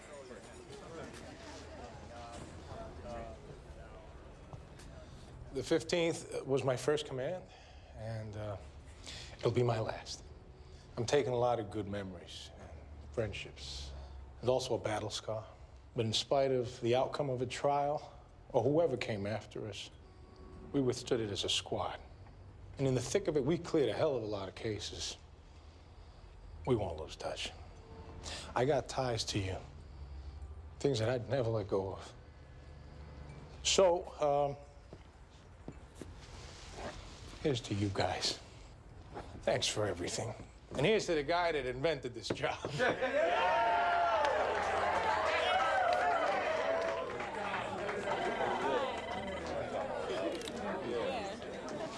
Thanks for coming down, Natalie. I can't help thinking that if there'd been a different outcome of the trial, you wouldn't be leaving. Maybe, maybe not. I'm sorry for that verdict. It wasn't your fault. You did a great job. You're a fine lawyer. Now let's all move on. I'm on my way. Excuse me, pal. Thank you. Hey. You all right? Tell the boss I had to slip out. Scott and Janet Grafton are at Bellevue. What'd he do to her? Apparently she shot him. Andy, stick around. I'll call you. All right. Thanks. I'll catch up with you in a while.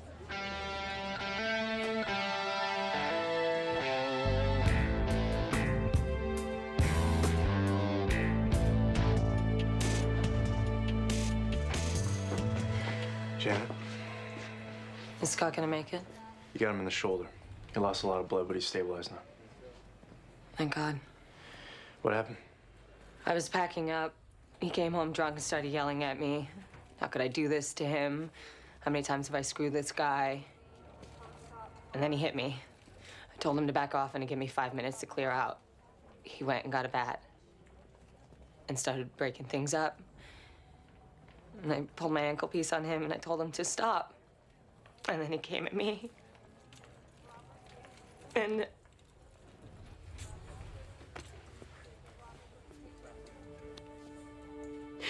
he was gonna kill me. If he had his gun on him, he would have shot me. He'd have killed me.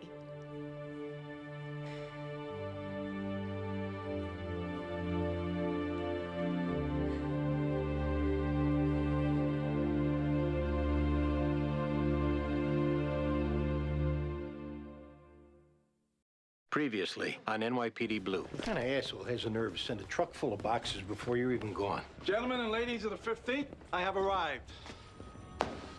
Mission aboard, Lieutenant. Those are your boxes? Of course they are. You're the new CO. The chief of detectives didn't give you a heads up? No. This is April Fool's, all right? I wish you luck and all the best in your new job, but keep in touch. Here. Thanks.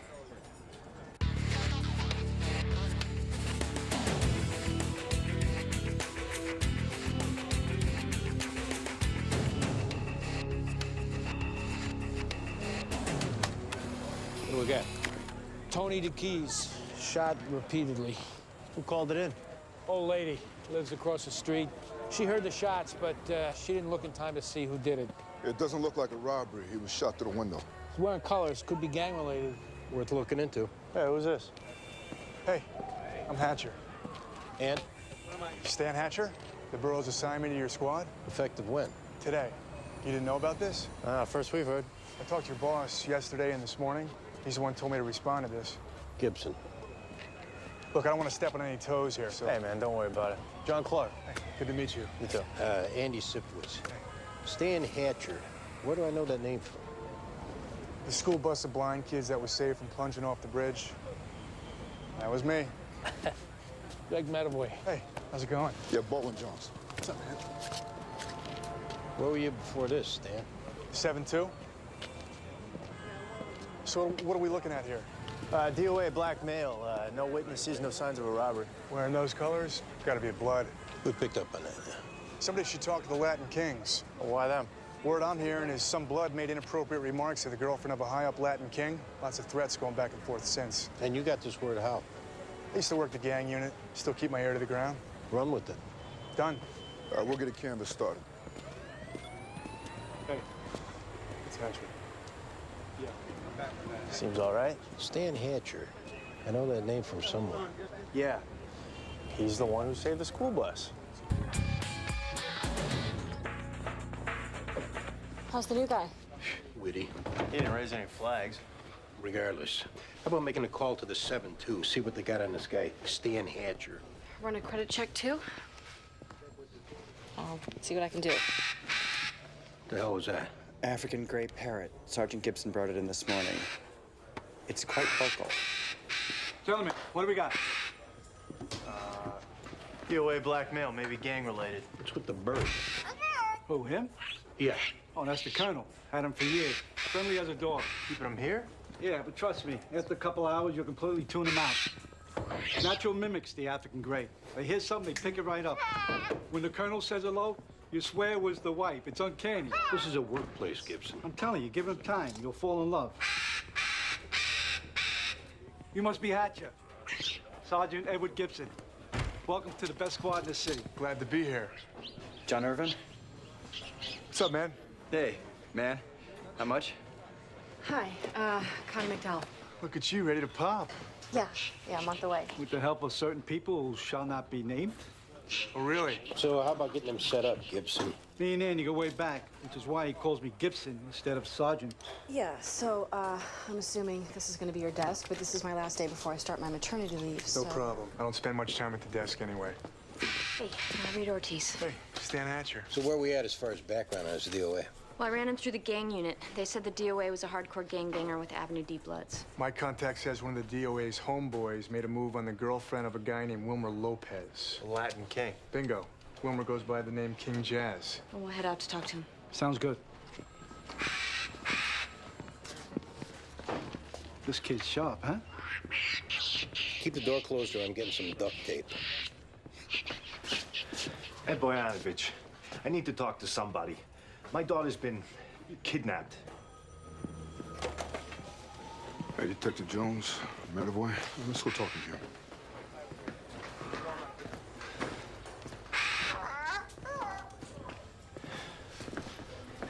What's your daughter's name, Mr. Boyanovich? Carla.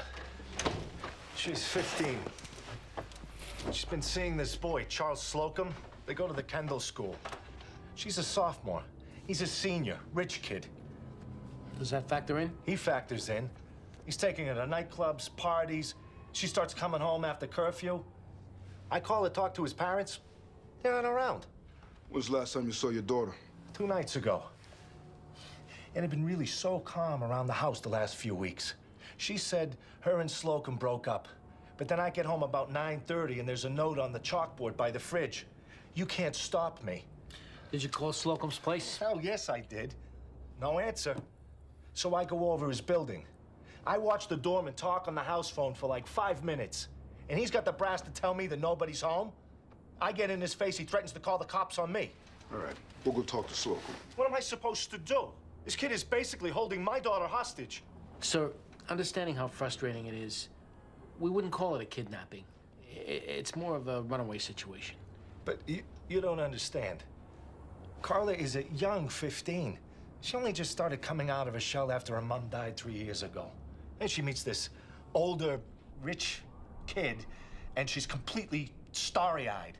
Let's concentrate on getting your daughter home. But what this Slocum kid is doing is criminal, right? Huh? Keeping her from me?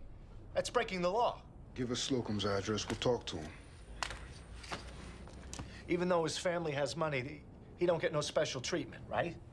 If we find something criminal, they'll face charges.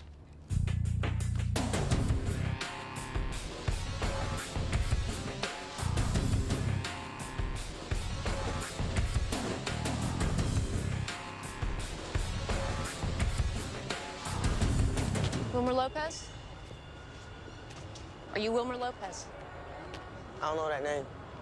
We can talk here, we can go down to the station house. What's gonna be? King Jazz, we need a few minutes of your time. Doesn't concern your men, so if you'd ask them to step aside, we'd appreciate it. All respect.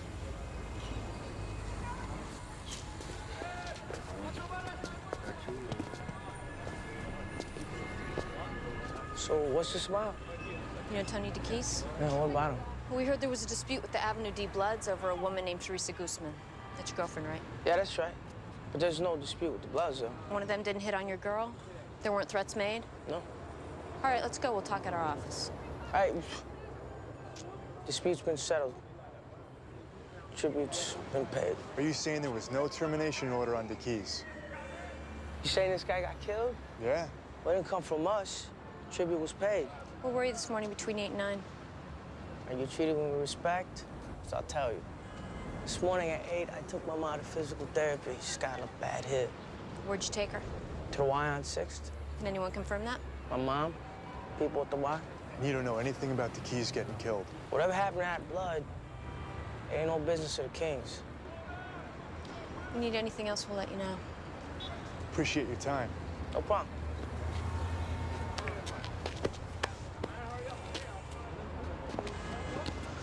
He's lying.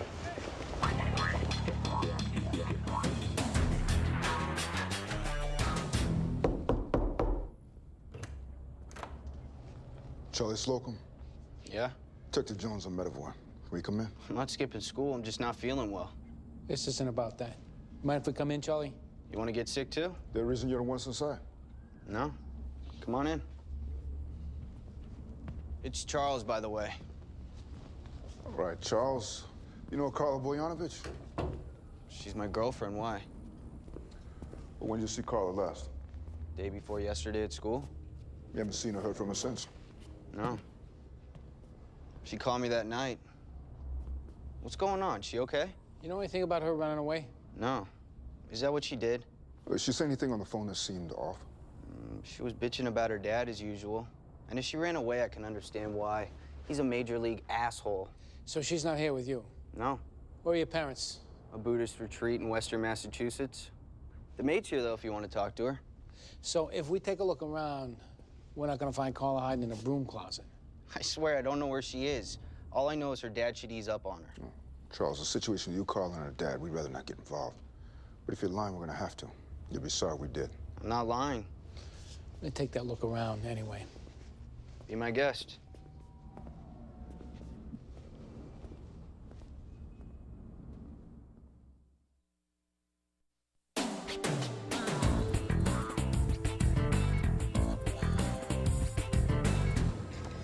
That was my old boss who worked at the 7-2 with Hatcher.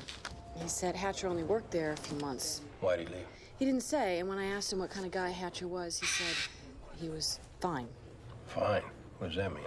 I guess it means he was fine. Well, you're talking to a boss who doesn't want to go out on a limb and badmouth another cop. So he throws out this marshmallow word like, fine. Or that, okay. Where this guy worked before the 7-2? The 5-0. Do I need to pursue this? If you have some time. I swear, this is the first time he ever bitten anyone other than me or the wife. I'm fine. It's not bleeding much. I think I'll wash this out. See, the thing is, they sense fear, so you gotta be real confident around them, almost aggressive. I'll just keep my distance. It was nothing. A nick. Buzzard should be put down. He just needs time to acclimate. How'd it go? Lopez says the Kings aren't involved, but Stan's got a theory. He's not copping nothing yet. I just wanted to go down there to feel him out. We'll check out his alibi and gear up for round 2. One of the DOA's neighbors called in. She saw the building super run to his car and take off right after the shots. The super's name is Lonnie Parker. He's 65. A lot of arrests back in his day. He did 15 years for a bank robbery. Finished 3 years ago. So, we're gonna go looking for a 65-year-old perp? No, we've been looking. He's in the wind. Yeah, he's got a son, Calvin. Works at a supermarket on 1st and B. He's on his way in. We're gonna stay on the Latin King angle. Is that cool? Absolutely. Nothing wrong covering all the bases. What's up with the missing girl? We went through the apartment. She wasn't there. Which doesn't mean this Slocum kid isn't lying. Hey, we got a best friend coming in. Squad. Sounds good. Calvin Parker's on his way up? Rita. How'd he do? Okay, Okay or good? fine. He did fine. Fine. Calvin Parker? Yeah. Detective Sipwitz and Clark. Oh, we just got a few questions about your dad. So what's he done now? Why do you say that? You're police. You should know. Well, we just want to talk to him, Calvin. You try that apartment building he works at? Yeah, he's not there. I can't help you. When did you hear from him last? 5, 6 months ago, he said maybe we should get together. I said maybe we shouldn't. Haven't heard since. You can call yourself a dad, it don't make you a father, right? Any brothers or sisters? Nope. What about your mom? Tampa. He wouldn't dare go to her.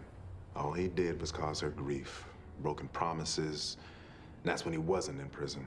So is there any place that you know of that we can look for him? No idea. So what'd he do? There was a shooting. He might have seen it. Man is 65 years old. He's still mixed up in that bullshit. Oh, we're looking at him as a possible witness, that's all. Listen, Calvin, no offense, but seeing as you're his only close relation, we're just gonna double check that you were at work this morning. No, I got it. Ask for Frank, he's my supervisor, but make sure he don't think I'm involved in something. Sure, just wait here.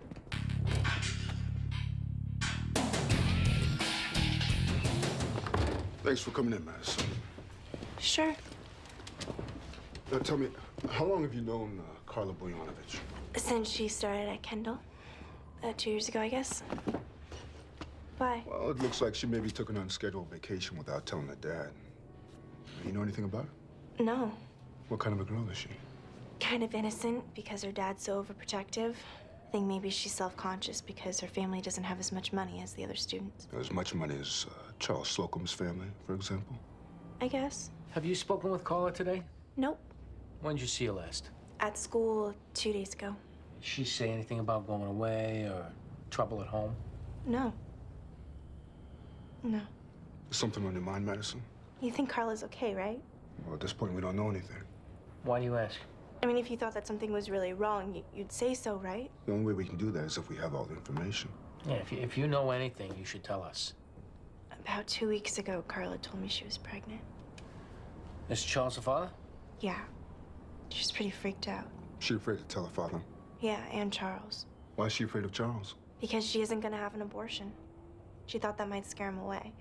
I told her Charles is a good guy and that she should tell him. I guess she did, because the next time I asked, she said they were working it out. And that's the last time you talked to her? No, I got a call from her 2 nights ago. She said she was gonna see Charles and everything was fine. She told me she loved me, which was kind of weird. Well, did she say where she was going or what they were going to do? No. You swear you won't tell anyone this unless you absolutely have to? You're doing a good thing. Doesn't feel like it. All right, thanks a lot. Kelvin was at work all day. You think he's telling the truth about not knowing where the dad is? We believe him and the dad are on the outs. Where you guys at with the Latin King? So why confirm that Lopez dropped off his mother? Still, Lopez has at least 50 gangbangers under him. He easily could have pushed a button. I like the super, and the fact that we can't put our hands on him only reinforces it. Let's put an alarm out on him and his car. I'll put word out we want him brought in as a potential witness, but I don't want a big fuss. We'll kick the son. Whoa, whoa, whoa. We're not gonna double up on this guy first? What does that mean? Well, squads I've worked, we always let a fresh face go in on the second interview. If the first team came up empty or the guy's reluctant. We didn't come up empty, Stan. Don't take me wrong. I'm just saying that's the way I'm used to playing it, and it's never hurt. What happened to the Latin King angle you were so big on? Well, all I want is the shooter, whoever it is. Right? Get it? Right on. And listen, it goes both ways. If you ever want to re-interview one of my guys, jump on in. Sounds good.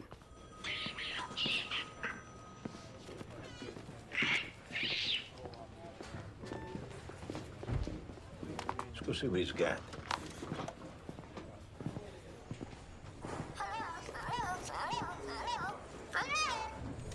How's it going, man? Stan Hatcher. Can I get back to work now? Just hear me out first, all right? Okay? My dad and me, we don't speak. Not since I was 16. He's got his thing, I've got mine. And that's just the way it is. I hear you. Still, a couple of phone calls, I'd know where to find him. I don't even know what the hell is going on or what you want him for. But we're still trying to put it together. Basically, a blood got shot up. We think by some Latin kings. Big fight over this house. The hell is he telling him that for? This is about a gang shoot.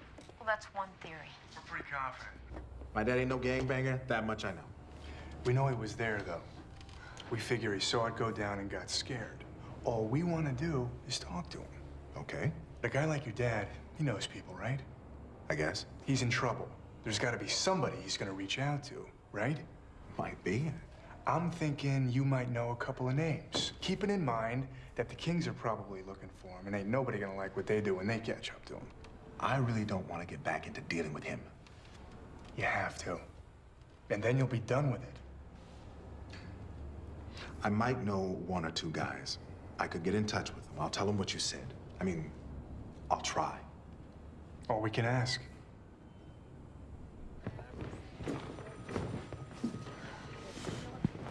Got a little lucky, I guess. Sure you don't want to just hand him the case file before he gets out the door? He had to know we aren't looking at his dad, or he wasn't going to say anything. But we are looking at his dad. I thought the job was to get the old man in. Once he is, we go at him, right? Are we not closer than we were 10 minutes ago?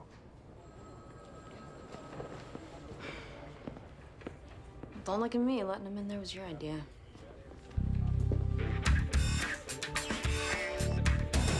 Tell us where Carla is.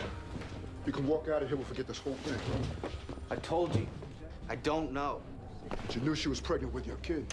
Who told you that? We're checking your home phone and your cell right now. If you've had any contact with Carla, we will know. We know that Carla doesn't want to have an abortion. So if you put her up somewhere to try and talk her into one, or if you took her someplace to have one, we won't judge that. No. It's a big thing when your girl gets pregnant.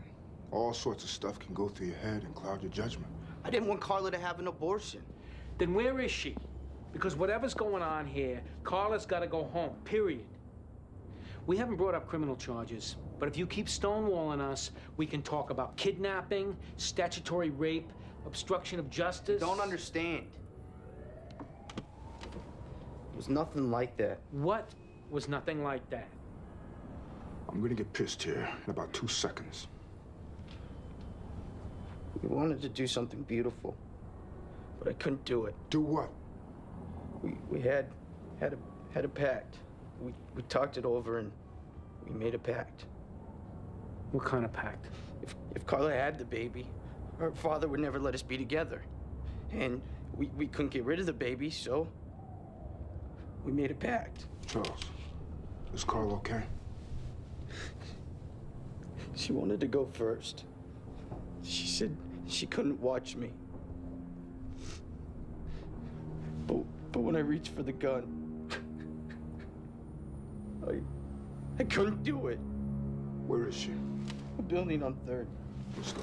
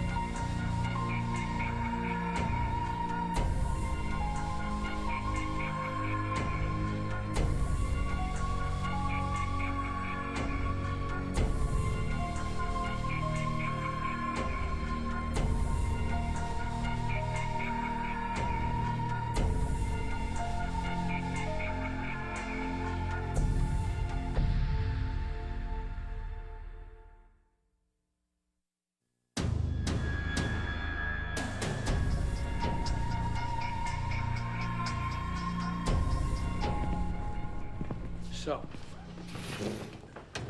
Carla wanted to go first. Yeah. She put the gun to her head, and she pulled the trigger. Yeah. Then what happened? I picked up the gun, but I saw her lying there with the blood pouring out of her head. And I just ran away. So you didn't fire the gun after she did? No. I put it on the floor and just ran off. You got a big problem, Charles. We just talked to crime scene and they found 2 shell casings and 2 slugs and they both came from that MAC-10. That's not possible. Carla shooting herself twice is impossible, yeah. Which leaves one other scenario. No, it's a mistake. She was pregnant. She wouldn't get an abortion. You argued with her. She wouldn't listen. No, I didn't argue about it. You killed her, and then you staged this Romeo and Juliet scene with the flowers and the candles. I wouldn't shoot her. I couldn't. We're talking first-degree murder now. That's the death penalty. Tell the truth, and maybe you can save your life. Carla and I talked about this for days. We discussed it. We planned. We wrote emails. Check my laptop. And hers, you'll see. We still aren't hearing an explanation for the 2 bullets. I don't have one. Maybe somebody else came by afterwards and fired the gun. Charles, that's pathetic. Be a man and admit what you did. She pulled the trigger and collapsed. I picked the gun up, then set it down and ran. That's what happened, I swear to God. Thanks. What'd they say? Said she didn't know Hatcher that well. But she worked with him. Yeah, and as far as that goes, she said he was... She used the word fine. See? See? No, I don't actually. Yeah, nobody wants to talk about this guy. Or he's just been flying under the radar. No way. You get a guy that worked a few months here, a few months there, there's a reason he's always getting a boot. Because a good detective, his boss makes sure he stays put. Where's Ortiz and Stan? Recanvassing. He's sticking to his story. We're gonna get Tara to pull the emails off their computers. You said the girl used the MAC-10? Yeah, that's right. Where do 2 private school kids get a hold of a cannon like that? Where do they get coke and limos and pounds of weed? The Slocum kids got money. 15 squad. ATF is trying to trace the gun. Thank you. Uniform just picked up Lonnie Parker for taking a red light. They're bringing him in. All right. Just do me a favor. I'm not calling anybody else on Hatcher. You hear that? That's me. That's my laugh. Keep the door closed or the beak gets taped.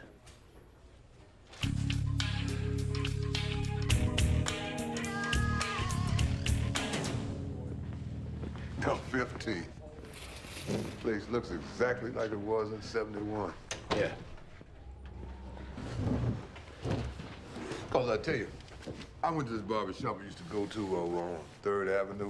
The whole damn block is designer shoes now. It's nice to know some things haven't changed. Had a hard time finding you today, Lonnie. Yes. Sometimes I just check out. That's still legal, right? Well, that all depends on what you were doing before you checked out. I did some chores. Got in my car around 8 a.m., headed up to the Bronx to pick up some PVC. This guy on Gun Hill Road gives me a price. You see anything before you got in your car? No. You know Tony DeKeys? Sure, he's a tenor. You got a problem with him? He's new, so not too much. I got no beef with him, if that's what you mean. Did you see him this morning? I don't believe I did. Lonnie, you got 6 years of parole to get through, right? And why are you asking about that? Because I don't buy a word you're saying to us. And until you start telling the truth, I'm gonna spend my time thinking of how to violate your parole. It's up to you. See, we know you made a run for your car this morning. Want to tell us why? I can't get involved. You already are. My day, there was a beef you handled with fists or a knife, maybe. But young cats today, they got no mercy. All right, so what was this beef you had with the keys? I didn't have none. But apparently, he had a beef with someone else. You see where I'm going? Well, we'll keep you out of it if we can, and we'll protect you if we can. I don't want to get mixed up with these kids. Lonnie, we can lock you up right now as a material witness. That make you feel any better? You'll give me protection? If it's warranted, absolutely.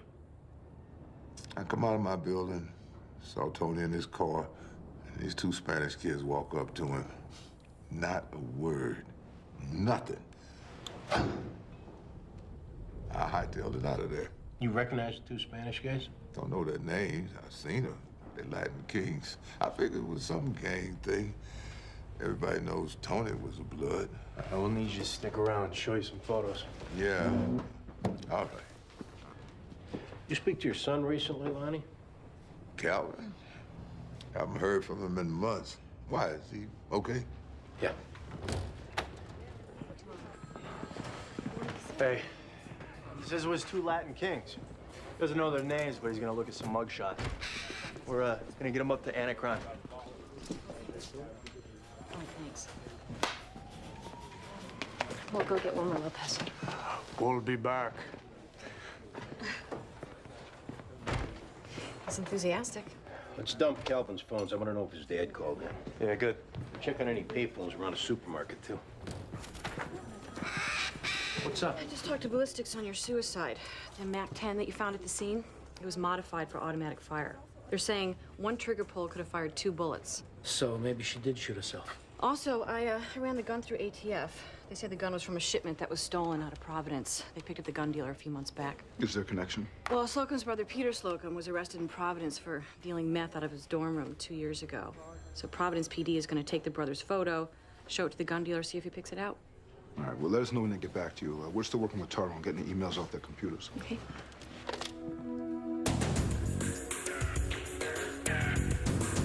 Hey, say right, I ain't do nothing, right? You don't appreciate being lied to, Wilmer. Turns out Keys was killed by some Latin kings. That's not true. We have a witness. Ask anybody. Ask the Bloods. Ask Teresa. We settled it just like I told you. Then maybe you had some other beef with them. Look, we settled something. It's settled. Just talk to the Y. Oh, yeah. They told you I was there, didn't they? Wilmer, we're not saying you pulled the trigger. We believe you know who did. I'm telling you, this wasn't the Kings. We got honored. We don't take action without good cause. And if it was a murder involving the Kings, then it went down freelance. Will you listen to how this guy talks about his greaser thugs? Wilmer, you're so full of crap. It's no wonder your skin is brown. ¿Tú le dejas hablar así? ¿Qué dice ti, eh? Start talking English, asshole. All right, enough. I know you did this, and we're staying right here till you admit it.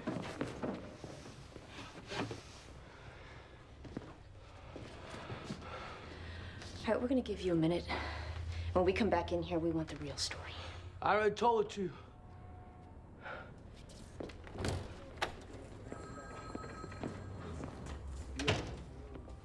Don't do that again. I didn't mean anything by the brown skin comment. I'm talking about smacking a guy in cuffs. Sometimes it gets physical in the room, Rita. Not when a guy's in cuffs. I don't work that way. Okay, let's go uncuff him then. Would that make you happy? Do something like that again, you're done working with me. Now this interview's over for you. Go get some fresh air.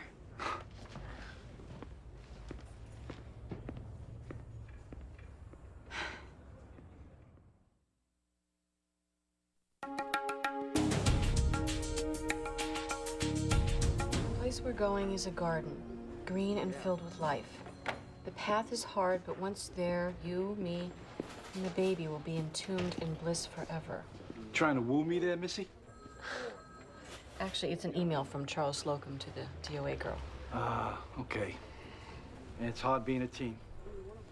Yeah, so far, most of the emails are from Charles. He wrote about 5 times as many messages as Carla. It looks like they were both thinking about suicide, but he was thinking about a whole lot more. Carol pulled off their computers? Yeah.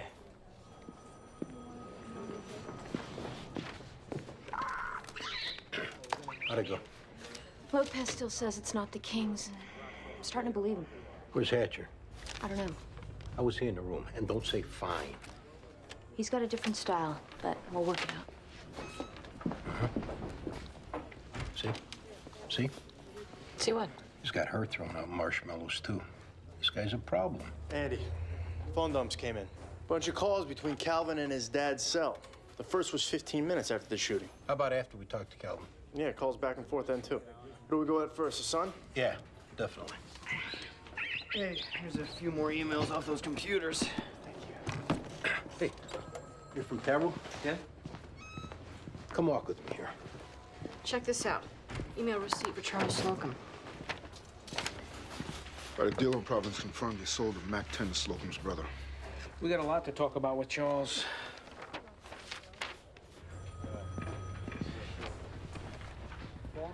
You a music fan, Charles? I don't understand. You one of those guys that hears about a hot concert and rushes out to get tickets? What does this have to do with anything?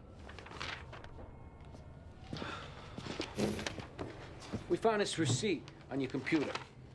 2 tickets to a concert at the Beacon next month, bought 3 days ago. So? So if you were going to commit suicide the next day, why are you buying tickets for a concert a month from now? I was gonna give them to a friend. This email says that the tickets won't arrive until 2 days from now. So how are you planning on giving them to your friend if you were dead? You know, maybe I wasn't thinking so clearly. Or you were never going to kill yourself. Carla told you she was pregnant but wouldn't have an abortion. You went up for that. So you sold her on this pact and she bought it. All I did was fail to commit suicide, which is not a crime. To prove otherwise, you'd have to know what was inside my head. This tells us. I was upset. I didn't know what I was doing. Doesn't prove a thing. We can prove how you got that gun from your brother in Providence. All I did was borrow it from him. That's transporting a gun across state lines to commit a crime. That's a federal offense. Get you a mandatory minimum of 10 years. And that's not including what you can get for assisting a suicide. If you want any consideration, this is your last chance. Okay, look it. Honestly, I was 50-50 going into it. Half of you knew that you'd make it to the concert next month. Yeah, but half of me really wanted to end it all. Get away from this whole mess. Yeah, but you let your girlfriend think you were 100% behind it. My girlfriend? She got pregnant to go after my family's money. She told you this. No, but come on. You're gonna do every day of those 10 years, Charles. I'm gonna see to it. I haven't heard from my dad, if that's why I'm here. You got a family? Wife? Kids? Yeah? And you're independently wealthy, right? So when you go to jail, that won't be a hiccup as far as their lifestyle's concerned. Food, clothing, rent. What the hell are you talking about? You lied to us, Calvin. We checked your cell phone. We know you've been talking to your dad today. Okay. Maybe I did, but what's the crime? Obstruction of justice. Accessory after the fact.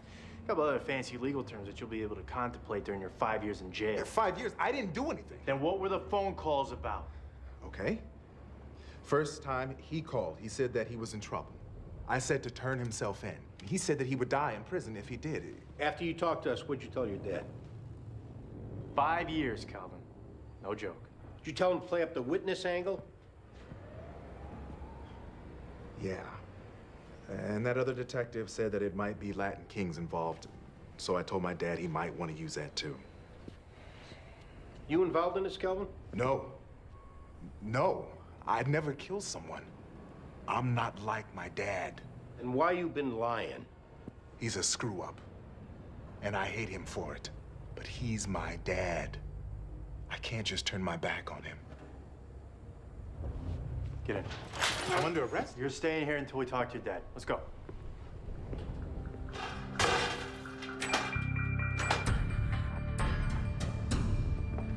Am I looking at pictures or a lineup?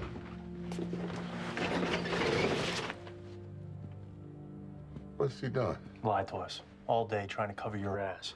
Admitted that he gave you the Latin King alibi. Which is enough to put him away. That wasn't no alibi. Those Spanish kids shot Tony. Lonnie, that's your son in there. You haven't burned him enough in your lifetime. Now you're gonna put him in jail. Or is he more involved than he's saying? Because right now he's taking the ride. Okay, then. Let's go. In the joint, in order to survive, there are certain things you can't let slide. And people can talk all they want, cut in line, hog the phone, but they violate your personal space. You gotta react. Your life ain't worth living if you don't. What did the keys do to you? He was a prick from day one. Loud music, even trash in the hall, smoking weed on the stoop with families walking in. I talked to him about all that, but I kept it civil. This morning, taking out the garbage, I forgot to lock my door. I get back and someone's pissed on my bed. I walk out in the hall and Tony is smiling at me. I can't let that slide. Where'd you get the gun? I kept one for protection. So I grabbed it and went looking for Tony. He's in his car. Made sure he saw me. And then I shot that son of a bitch till I knew he was dead. You let my boy go, right? Yeah. No way. She had an SAT prep course she was taking. She was going to music camp this summer to see the ballet next month, which she was really looking forward to. There is no way that she killed herself. We're very sorry, but it looks like that's the case. How do you know he didn't get my little girl up there and put a bullet in her himself and make it look like suicide? The emails we told you about showed your daughter was preparing for this. This little prick has you conned. He set this whole thing up. And he's gonna face charges. For a gun violation? This guy should be going away for murder. There's what we think happened and what we can prove. And unfortunately, all we can prove is the gun violation and assisting a suicide. But you have my word that that'll stick. And I will stay with the case every step of the way. While his rich family lawyer sweeps it under the rug? Charles Slocum will do 10 years. I should have protected her from him. I should have done more to keep her safe. She was 15 years old. At that point, they're making their own decisions. But did I protect her too much? So she wasn't prepared for a guy like this? You loved her, you provided for her. That's all any parent can do.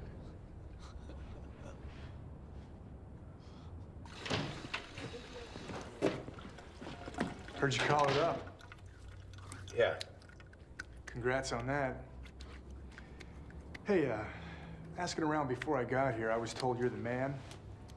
So I'm coming to you, if you got a second. What's your question? Ortiz, she's stand-up, right? Because we had a little miscommunication earlier. I don't know if she told you anything. She didn't. Is the book on her, like, she's overly sensitive, or...? No. Good. That's what I figured. I may have gotten a little too enthusiastic in the room. You know how it is. Yeah, well, either way, Ortiz didn't say anything to me about it. So, word I got was that the perp snapped over some prison flashback? We burned half our day on account of you telling his son about your Latin King theory, which he turned around and passed on to his dad as an alibi. I just wanted to get the dad in. Didn't we cover this already? You need to lay back and see how this squad works. And that was the last double-up interview you're going to do on one of my cases. Fine. No sweat. I'd like to fit in with the team here. So how about tomorrow we make a fresh start? Cool? Sure. Heard a lot of good things about you. I know I can learn a lot. Good night. Patcher found you? Tomorrow he starts fresh. All right, well, Connie's got some news on him. Oh, yeah? Nothing big. A friend of the 2-3 told me Hatcher's uncle is the chief of personnel. Huh. So every time he screws up, he just gets bounced to a new command. Gibson got to be CO here because he's a golf buddy with the chief of personnel, right? Yeah. Do I need to stay here and make sure you don't pounce on him? I'm fine. All right. Well, if anyone needs me over the next few months, I'll be at home with my feet up. All right. If his cooking gets old, I'll just rush over takeout. Okay, good to know. Be leaving in a little bit. Great work, guys. Top shelf. So, you and the chief of personnel are buddies, right, Gibson? We're friendly. Chief of personnel who's Hatcher's uncle? Where you going with this, Andy? You getting promoted to CO of a squad, which was quite a jump, Gibson. Did that come with the condition of taking on Hatcher, who's been tossed out of every other squad in this city? We were going to be short a man. Stan was available. Was it a nice thing to do for a friend? Sure. Do you not have friends? Do you not do nice things? That's fine. But if the day comes when he needs to get tossed out of here, you better have the spine. I got spine all day long, Andy. Don't question that. Then we're square. Good. Good. Good night. Good night. Help you? Yeah, I'm here to see him. You here with your rabies shot, Andy? Good night, Gibson. See you, Sarge. He cool? He's cool. This never happened and we never met, right? I owe you one. Anytime. Oh, man, you are going to hell for this. It's always been my hope God's got a sense of humor. Douchebag. Douchebag. Deep, deep into hell. Douchebag. Douchebag. Douchebag. Douchebag. Douchebag. Douchebag. Douchebag. Douchebag.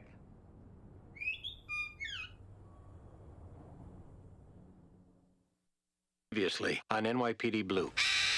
The hell was that? African gray parrot. Sergeant Gibson brought it in this morning. Alex was shot to death this morning. His buddy said he was having an affair with a girl named Janet. Your husband know you've been stepping out? We're separated. The ring says different. Well, I wear this because he sees me without it and he goes off. What happened? He came home drunk and started yelling at me. He went and got a bat and started breaking things up. And then he came at me. If he had his gun on him, he would have shot me. Stan Hatcher, the borough's assignment to your squad? Effective when? Today. Wilmer, you're so full of crap. It's no wonder your skin is brown. ¿Tú le dejas hablar así? Start talking English, asshole. All right, enough. You need to lay back and see how this squad works. Fine. I'd like to fit in with the team here. So how about tomorrow we make a fresh start? Oh, man, you are going to hell for this. Always been my hope that God's got a sense of humor. Douchebag. Douchebag. Douchebag. Douchebag. Douchebag.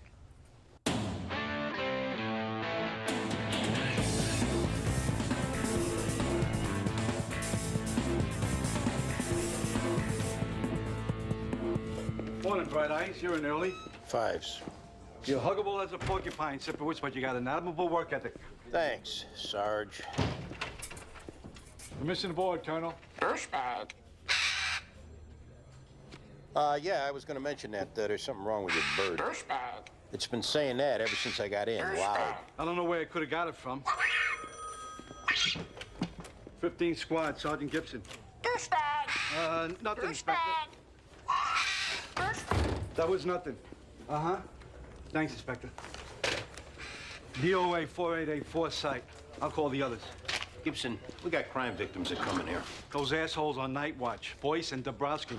They probably sat in here all night chanting this. Crime victims on the worst day of their life, giving statements of items stolen from their home or descriptions of loved ones that went missing or worse. They gotta be called douchebag by a bird. You don't think we'll get complaints? You know, the voice of that sounds an awful lot like you, Sipowicz. All right. Now you're getting paranoid.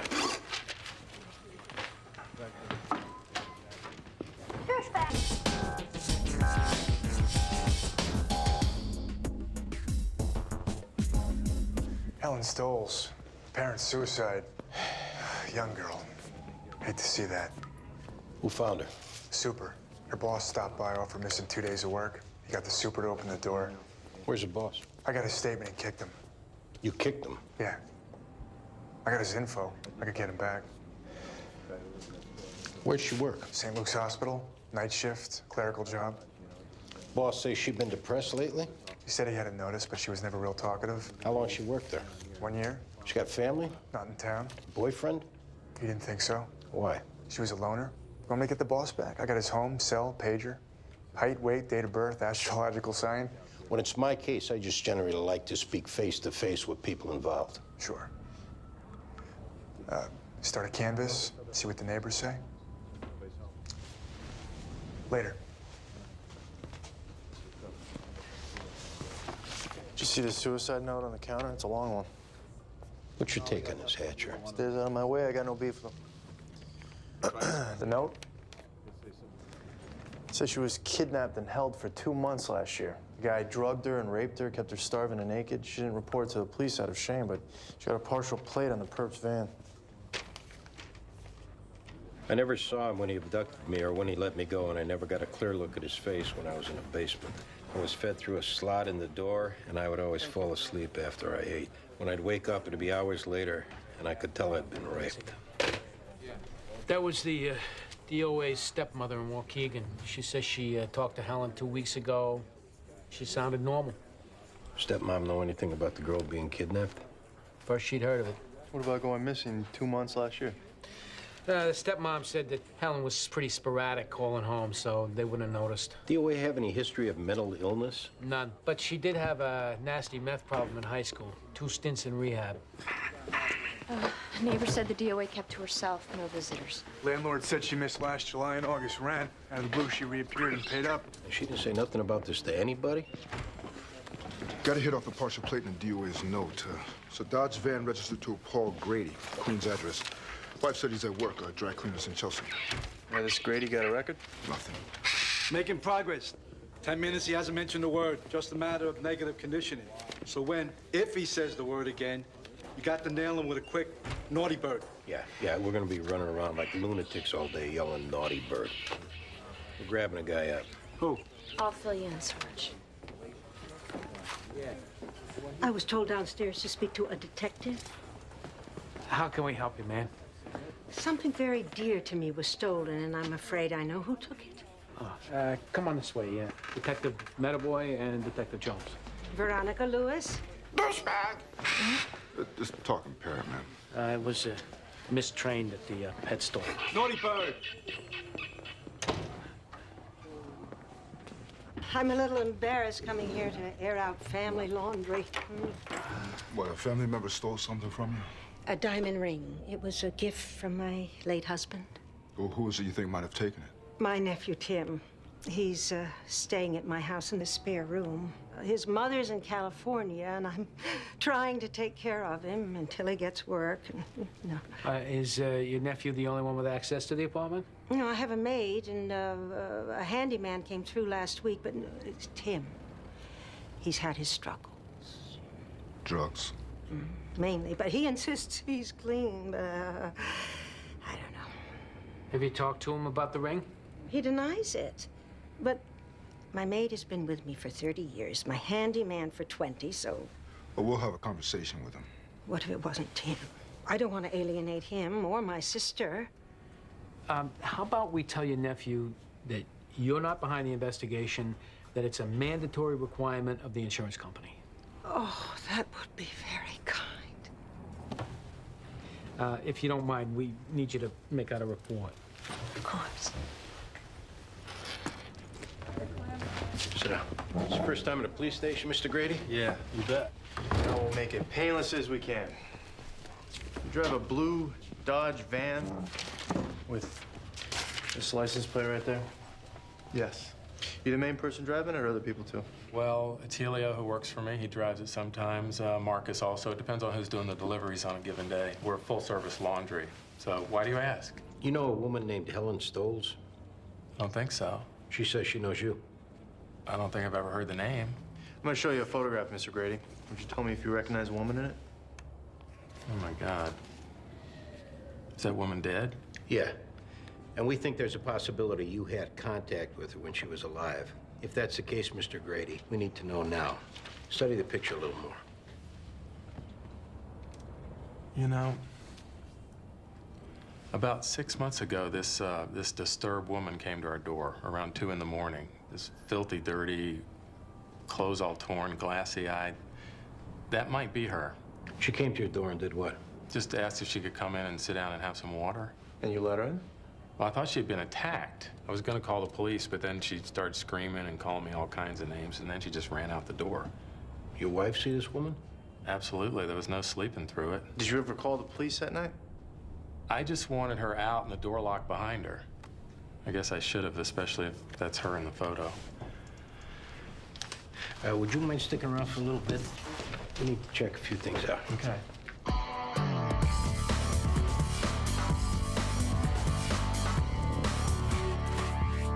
St. Louis, Detective Jones and Metaphor. Mind if we come in? About? Your aunt's missing ring. She's making an insurance claim. She needs a police report with interviews. Right. All right. Come on in. You know anything about how the ring went missing? Like I told her, I don't. You have a criminal record, Tim? I'll bet you know that I do. Yeah, possession and sales. You been getting high lately? Not in 9 months. You willing to take a urine test to prove it? Sure. But before you go wading through my whiz, did my aunt tell you about the little trip to Mars she's been on for the last 6 months? What does that mean? My uncle died like 5 years ago. And since then, she's made some pretty dramatic lifestyle changes. And as far as the dangers concerned with those changes, like getting ripped off, she's neck deep in denial. That's the personal ad she took out. Autumn spirit, sexually liberated, seeks partners any age. From the traffic in and out of her bedroom, she's had a lot of response. And any guy answering an ad to bang a broad her age doesn't exactly make him high quality. You getting any names? I don't know if she does. Exactly how old is your aunt? Late 60s. And I'm all for her little rebirth, but she can't accuse me of stealing something 50 other guys had access to. 50 guys? Maybe more than 50. Honestly, I lost count. You want to find out who took the ring? Talk to them. Yeah. All right. We'll be in touch.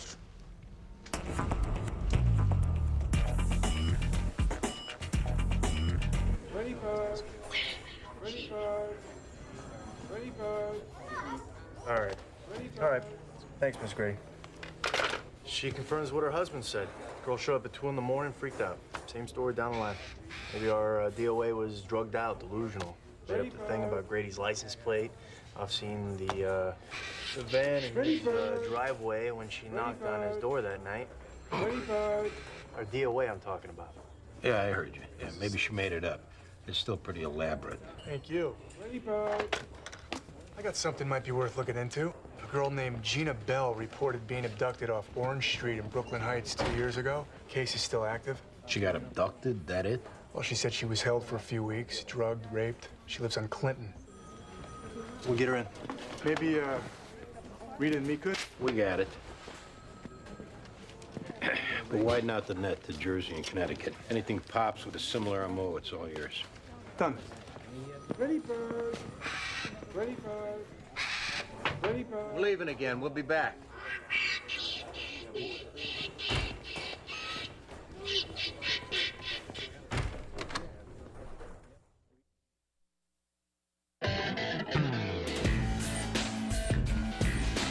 Have a seat, Miss Bell.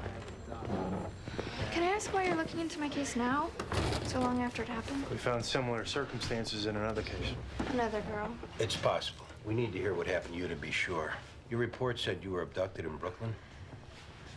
I worked for a printing company. Walking home, a car pulled up next to me. I really didn't even notice it. And then there was a wet rag over my face that smelled sort of sweet. And I woke up in a dark room. Did you see the man who grabbed you? No, Do you remember what kind of car he drove? I never really saw it. Can you describe the room that you were held in? It was a long time ago. Dark, concrete floor. I just can't think of anything else. When you were picked up by the police, you told them you were held for at least 2 weeks. Right, but I was a little panicked, I think. I'm embarrassed to say it, but I may have exaggerated. So it was more like? 2 days, maybe. Were you sexually assaulted? I don't think so, no. Your rape kit indicated you were. Well, if it did happen, It must have been when I was asleep, drugged. But I don't remember any kind of sexual assault. You remember being picked up by the police? I woke up in an alley, and I just sort of got up and found someone to call a cop. Police report said you were found wandering naked, disoriented. Right. That's right. I'm not trying to downplay what happened, because it was a scary experience, but I was pretty young, and I think I made it into something it wasn't. Still, we'd like to show you a photo of the possible suspects. I never got much look at the man. Something might come up. We'll be right back.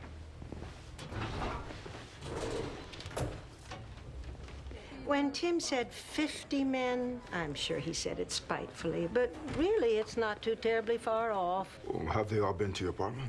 Not all. Sometimes I go to theirs, or we go to a hotel or a motel. You have names and addresses? Yeah, exactly. How much do you get to know about these men before... As much as can be gleaned during a dinner or a lunch or coffee, and then there's sometimes a look in his eye, and I know it's right. So I muddle it with a lot of chatter. You know, women get to a certain age and the culture just gives up on us. Since no one was knocking at my door, I threw up a flag, and it was a good thing I did too. It's afforded me some amazing sexual experiences with some amazing men. Is there a possibility one of them took the ring? Well, if I thought that, I would have said it when I came in.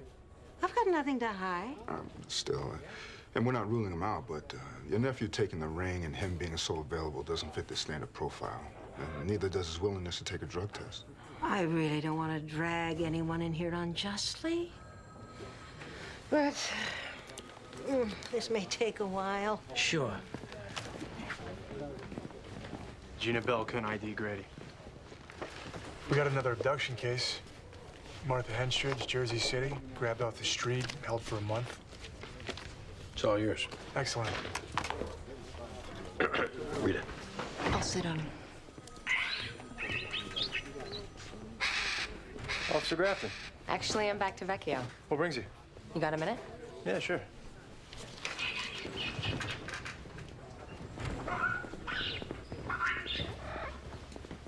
Scott granted the divorce, so that's moving along. Good. A couple months back, I put in for a transfer to get further away from Scott's precinct. Yesterday, I got word it came through.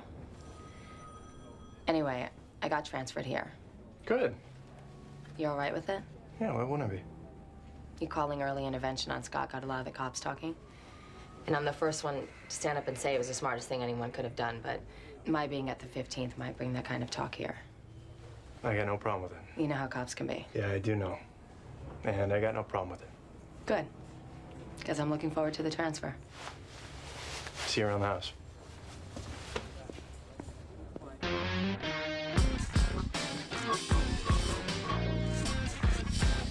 I was in the West Village, about 11 at night, walking back from dinner.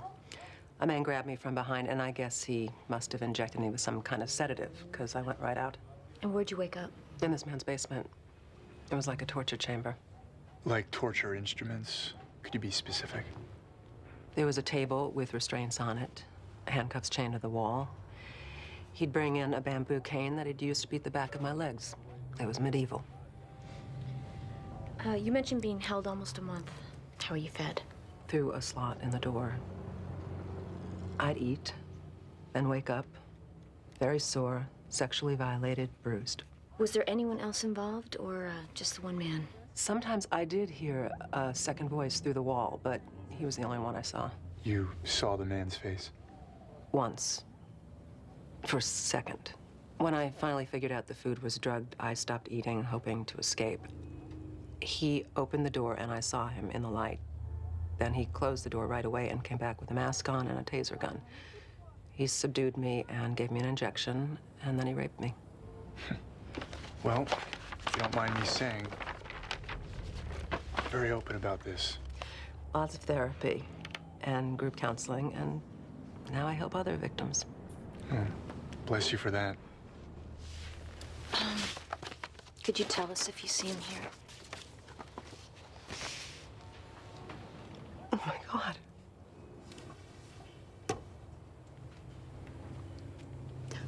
Oh, my God.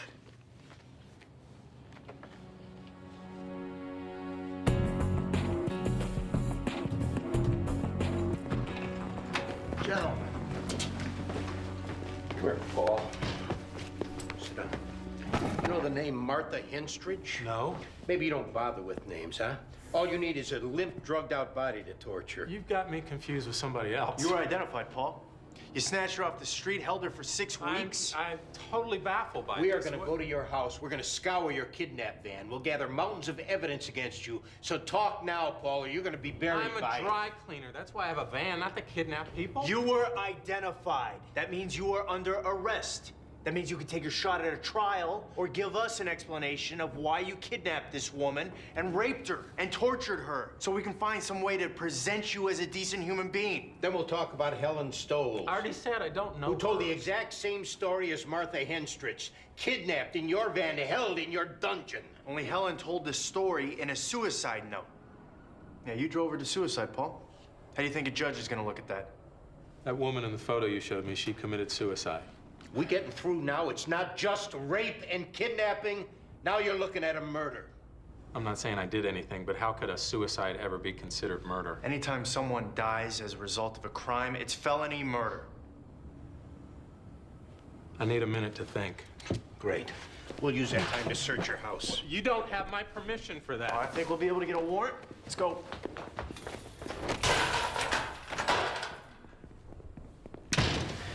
You know Veronica Lewis, Jonathan? Yes. Have you seen her recently? Last week. Where? Her apartment. What's Veronica saying that I did? A piece of her jewelry went missing, so we're talking to some of her acquaintances. Yeah, specifically the ones with criminal records. What I did was not criminal. I'm an actor. It was a performance piece. All we got here is indecent exposure. Maybe you shouldn't have been performing so close to a high school. Either way, I didn't take any of Veronica's jewelry. Do you support yourself with your performance? I also teach yoga. But a little subsidy wouldn't hurt, like a $15,000 diamond ring. I didn't take the ring. I would never take from someone who's given me so much. Well, like a few dollars here or there for the companionship. She's never given me a dime. What she has given me are my most spiritual and uplifting sexual experiences. Really? Contact yoga. Full contact yoga. Tantric love lust. Kama Sutric bending. It's not a relationship I'm looking to burn. You in debt? No. Gambling problem? No, I've got money in the bank. You mind sticking around while we confirm that? Yes, I do mind. But I can't imagine I have much choice. No, you don't. Kama Sutric bending? Later.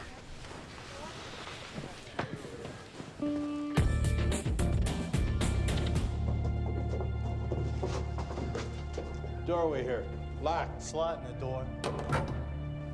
Take it. You got it?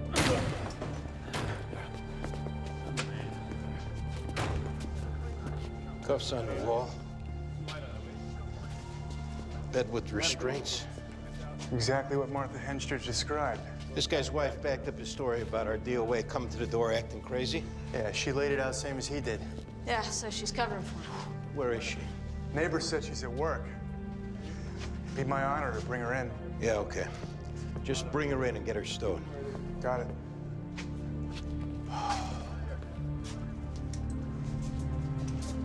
Unreal.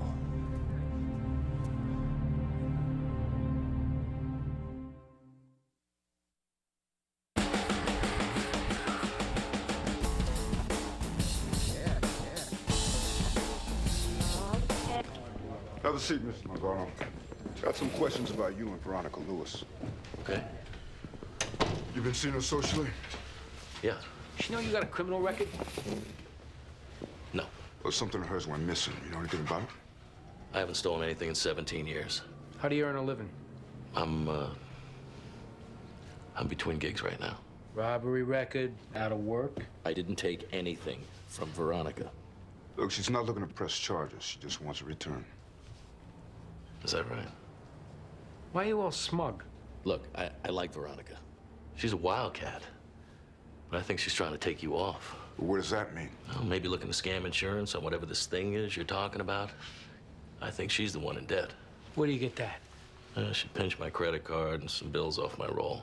When? It was last week. I slept at a place on Saturday, and Tuesday I noticed my visa was missing and $100. Well, if you hadn't bothered counting, Mr. Longano, that's 3 days later. As far as I could, I traced it back to her. Well, the credit card company said there was activity on the stolen card. Just that they were investigating. Look, she doesn't work. Her husband's dead 5 years. Maybe she just ran short of cash.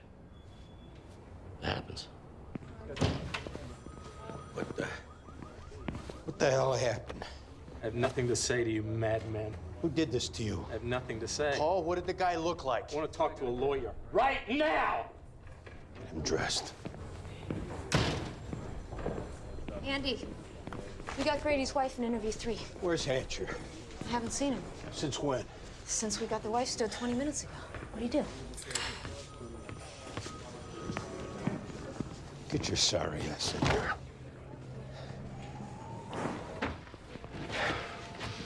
What the hell were you thinking?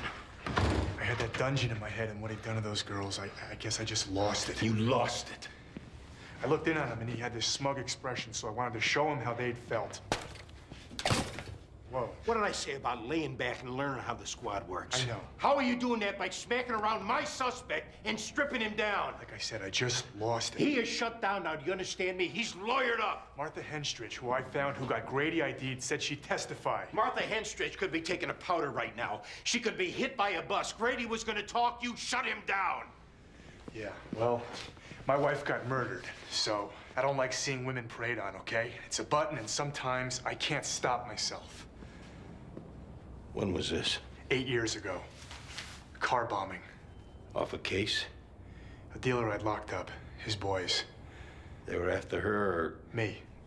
My car. I blocked hers in the driveway. She had to go to the market. I still wake up in cold sweats, feeling guilty as hell. Responsible. All right, take a minute. Work the rest of the day at your desk. But stay away from the interview rooms.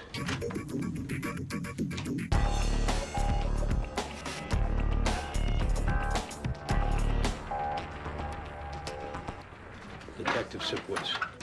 Could you please explain why my house is being searched? Yeah, the dungeon in your basement, Mrs. Grady. And wide-eyed ignorant is not how you're gonna want to play this. What dungeon? You don't know nothing about it. I have no idea. Your husband spend much time in the basement with young women he brought in unconscious? But that's what he does.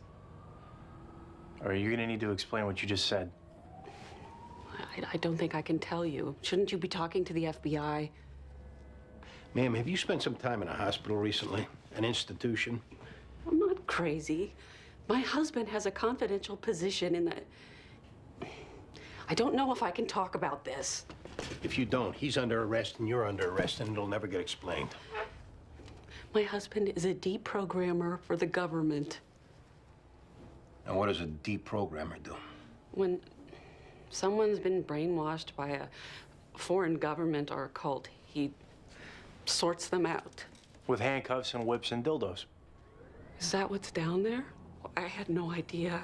You're lying to us. I'm not, I swear. You knew what your husband was doing with those girls. He said it was work. You know how many women he brought in, how long he kept them, and what he did to them. I never saw anything. He wouldn't let me down there. You knew. You had to know. Or you wouldn't have lied to us and backed up your husband's story about a disheveled woman showing up at your door 6 months ago. He made me say that. I tried to go in the basement once and he beat me so badly. He whipped me with a piece of wire all over my body. I nearly bled to death. Is there any records of that? A hospital visit, police report? He wouldn't let me go to a hospital. He handcuffed me to the bed for 2 weeks. I just laid there praying I wouldn't die. And if I even asked him about what he was doing in the basement, he would hit me in the mouth. He'd kick me. He even burnt me with an iron once. But you knew he wasn't deprogramming anyone. You knew what he was doing down there was wrong, and you didn't call the police. He threatened to kill me. They didn't know what to do. Please help me. Crime scene got something you need to see. All right, here we are. What's up? You know Bob Longano, Tim? He's one of your aunt's new friends. Don't know the name, but like I said, he's one of many, so... You didn't see Bob last Saturday? He slept over, he left his coat on a couch. Didn't see him or his coat. You ever been to LJ Stereo on House on the 3rd? Nope. No? Because the last purchase made on Bob Mangano's credit card before he reported it stolen was made at that store by a guy who fit your description. Wasn't me. They're pulling the security tape now to prove that it was. You back using drugs? No. Then why'd you steal the credit card and cash? I didn't take her ring. Who do you owe money to? I don't owe money. Well, you must. Well, you realize that the only way you're staying out of jail is by giving the ring back. You're the guy now, Tim. We're gonna find out where you ditched the ring, then you're going to jail. Or get it to us right now, and your aunt said she'll get you back in rehab. Oh, did she? That's real sweet. Son of a bitch. Son of a bitch. Did you fence the ring? Pawned it. Where? First in Bowery. And you didn't think this would get back to you? I thought she'd get embarrassed that you're looking into her slutting around, and she'd just drop it. Slutting around? That's a little harsh for the woman who's giving you free room and board. You ever been around someone who's happy when you're not? Somebody who's been able to completely transform their life into this insane fairy tale, and you can't get away from your own past? Makes you a little bitter. Work on it in rehab.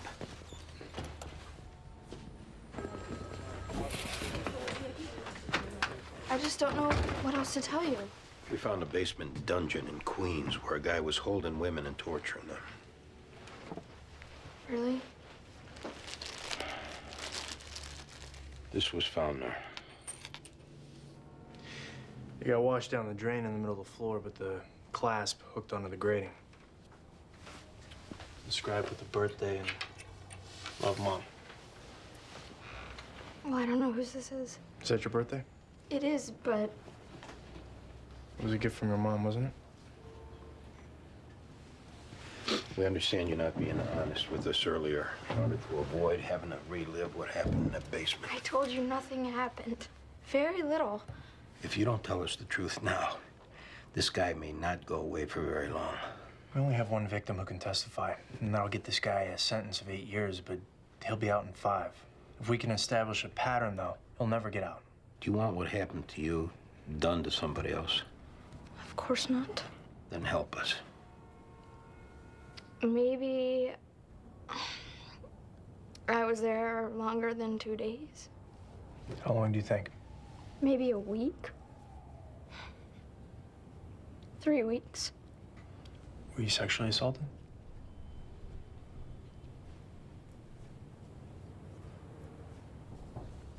Yes. Oh my God. It's all right. No, it's not. Did you ever see his face? He was one of the men in the pictures you showed me. He assaulted you? He humiliated me. He raped me. Put things inside me. Was he alone when he did it? Sometimes there was a woman. What does she look like? I don't know. Would you recognize her if you saw her again? I don't know. I don't know. But she was definitely there, participating. She did everything that he did. Oh my God. Oh my God. Oh.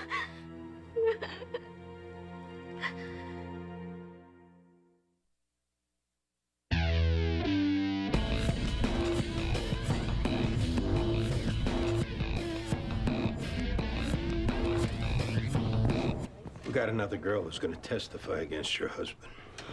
Lord. She's also going to testify that you were involved. Me? What does that mean? Involved how? With the torture, the sex. No. That's just not accurate. She saw your face. She remembers what you did to her. Well, the girl is lying, or you put ideas into her head. Right. I was beaten, same as those girls. I was raped. I feared for my life. Why am I being treated like a criminal? Testify against your husband. It could get time off your sentence. But you playing victim ain't gonna work.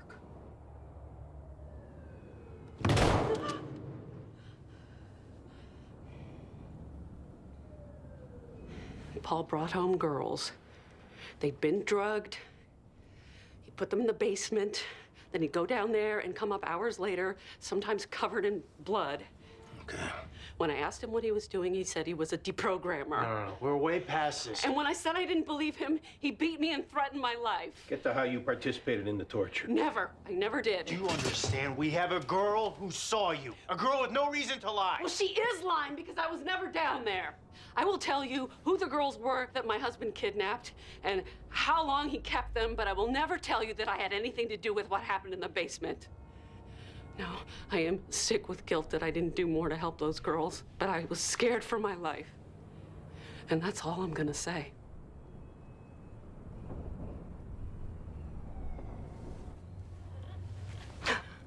Oh, thank God. Just as you remember it? Exactly. The kerchief's clean, so you know. I'm sure it is. And as far as charges against your nephew, if you're still of a mind not to file and opt for rehab, there's some recommendations I could make. I spoke to his mother, and she has a center set for him in California. There you go. That's for the best. I think so, too. Well, I can't thank you enough. You've handled this matter with such grace, you and Detective Jones. And, please tell him I said thank you. I will, absolutely. Is there anything else you need me for? Papers to sign? Anything you'd like to talk about? Well, if something comes to mind, you have my number. You really do have a sweetness, Detective. I could tell that the first second I saw you.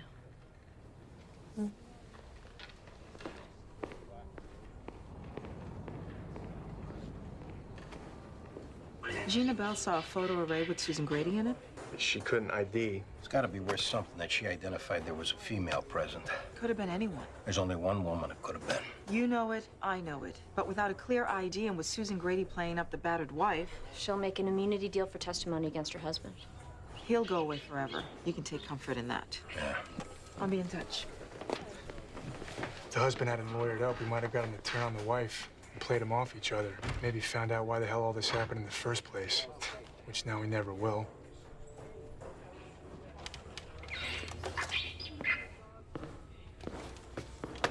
He's ready to central booking.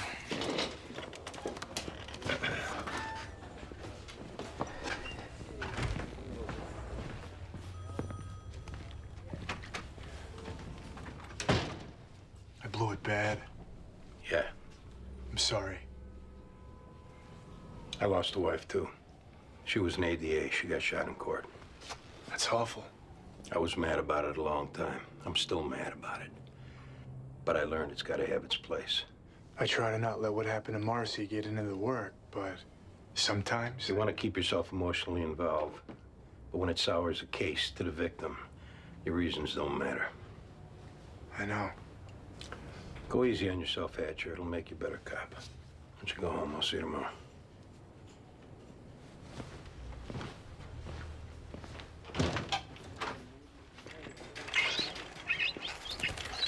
Bird in there?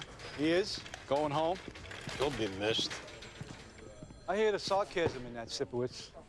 And if it was you who taught him that word, I'll just say you won the battle, but not the war. Because I'll have his vocabulary clean out in a week. I think maybe you're missing a point. That bird don't belong here. I can put in my office whatever I see fit. Plaques and tchotchkes, yeah, but not some bird who disrupts the environment. There we go. Old man Sipowicz just don't like to adjust. Gibson, nobody needs to be squawked at so loud they flinch and damn near pull their gun or reach for the phone 10 times and there's no one there because the colonel has learned how to mimic the ring. I never had my own enclosed workspace, and I always had an idea what it would be like if I did. Maybe I went too far, too fast. Maybe. I'll work on it. Taru might be able to put that pretty bird you've been saying all day onto a tape-recorded loop. That way you can just leave it in with them overnight and get them fully cleaned out. You just now come up with that? Sarge?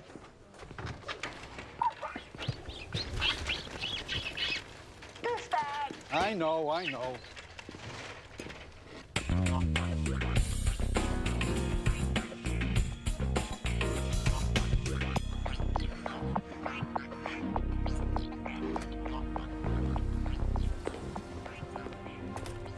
Detective, I'm so glad you called. Yeah. Can I get something for you? Herbal tea, please. So, do you generally call the women involved in your cases? Never once. Why me? You, pardon me, I don't know if you noticed, but I sometimes have a bit of a stammer. Take your time. You're a very open person. I try to be. And I was really just calling to ask if maybe sometime you wouldn't mind going out and having a drink. You called to ask me out in order to ask me out. What I was really trying to ask is... Detective, I've got, what, 15 years on you? About that? I'm going to tell you something I should have learned 15 years ago. Okay. We're adults. We are. Consenting, vibrant, intelligent adults. Yes. We can converse freely without ego or pretense. There's no need for games. I agree. Detective, do you want to have sex?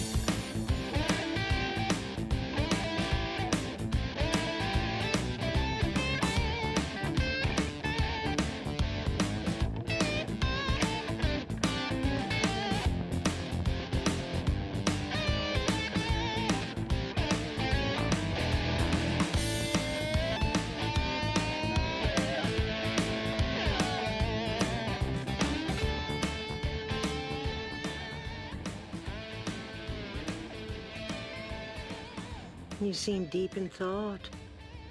Yeah. I sense you're a little conflicted. Maybe. You got your bell wrong. That you know. You know you liked it. No doubt. But still, you're uncomfortable. Confused. Detective, I devoted many years to complicating my life. But it's about simplicity. Simplifying life. You're a remarkable woman. And you're a remarkable man. And if it wouldn't be too much to ask, would a young buck like yourself have another go-round in him for an old broad like me? I'll do my best, ma'am.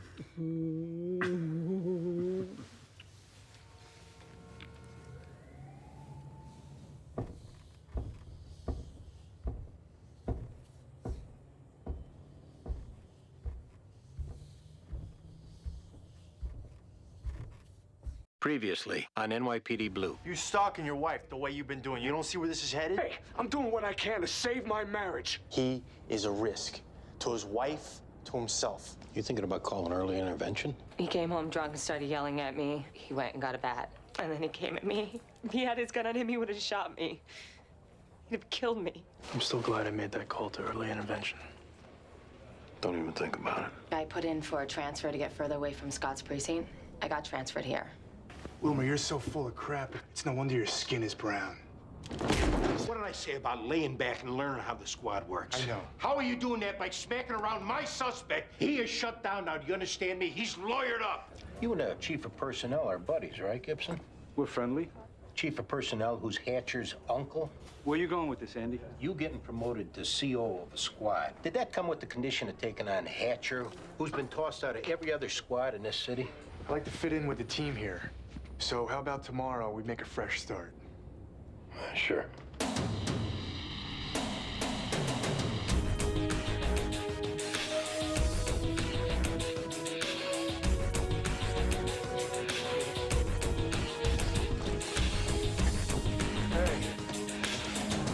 Believe this? You all right?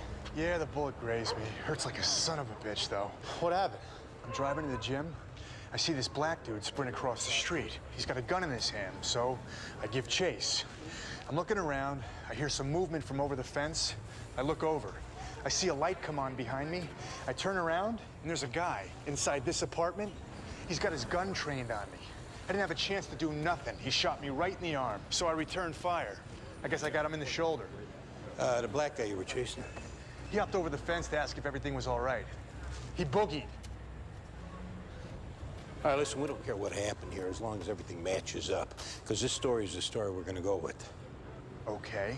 Now, you going to the gym at 5 in the morning? What, I stutter? Stan, you might want to rethink your attitude here. I almost got killed here, okay? I'm sorry if I'm a little fired up. We'll talk to the guy in the apartment. Stick around.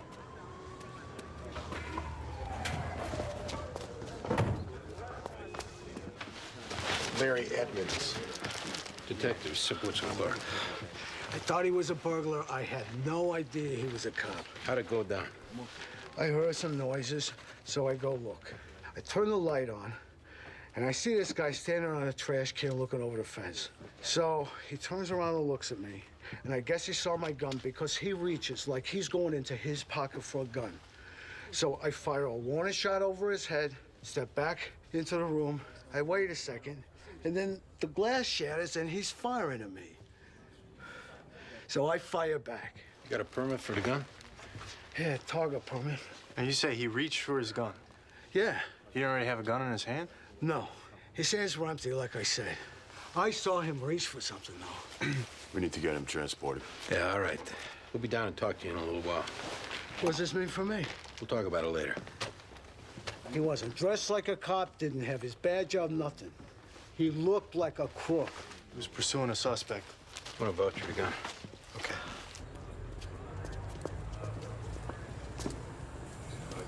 So what's he saying?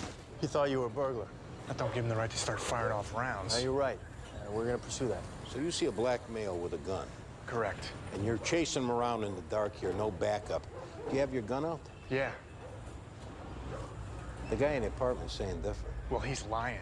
He's on his way to Bellevue. Next time we talk to him, we'll see if he gets off that. But like I told you earlier, Stan, we don't care what happened. You're gonna live, he's gonna live. You just need to be upfront with us so that we don't have two different stories, because that's when the problems kick in. And bosses are gonna be showing up here soon. I'm coming clean, guys. I swear to God. All right, then. We'll get looked at. We'll see you back at the squad. What's your sense of this guy? I mean, is he decent enough, even though he's fudging some details? Seems like it. All right, then, look it.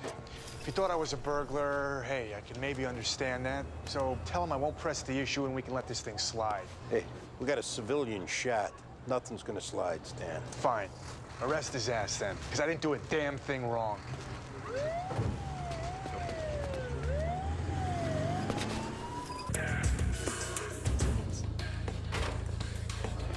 Where's Stan now? With the duty captain and the zone commander. Larry Edmonds just got out of the OR. Hey, if you work out in the morning, what time do you get to the gym if your tour starts at 8? If I'm motivated, 6:30, work out for about an hour. Why? Curious. We got a DOA down at that Fleabag Hotel, the Fauntleroy on Canal. Who's up? Me and Greg. Where you guys headed? The guy in the apartment who fired the shots is out of surgery. Got some things we need to talk about. But he's a collar. Once we confirm what went down yet. We already know what went down. Is this you pushing for a desired outcome, Gibson? You're not taking Stan at his word? We're doing our job. Oh, okay. So when Stan's uncle calls again, the chief of personnel, I'll just ring him through to you. You actually think that means anything to me? This is a fellow detective. And if you got some bias towards him, I can assign the case to somebody else. There's no bias here, Sarge. Good. As many things as you can learn from him, there's just as many that you don't want to learn from him. I'll be all right, Sarge. Thanks, Don.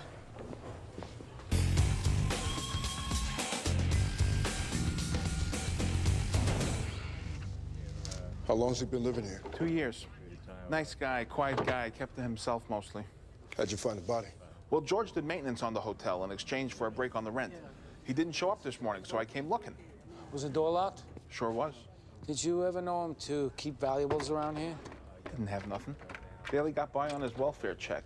I doubt he was mopping up here for the exercise. Well, he have any beefs with anybody here? No, no way. He just sat in the lobby and did his crossword puzzles. Didn't drink, didn't go out hardly, nothing. I guess he ran a pharmacy in Idaho for a long time, but something happened and he lost everything. I never got the whole story. He moved out here to be near his cousin. That's what he said anyway. You ever have any visitors? None that I saw. Hey, Greg.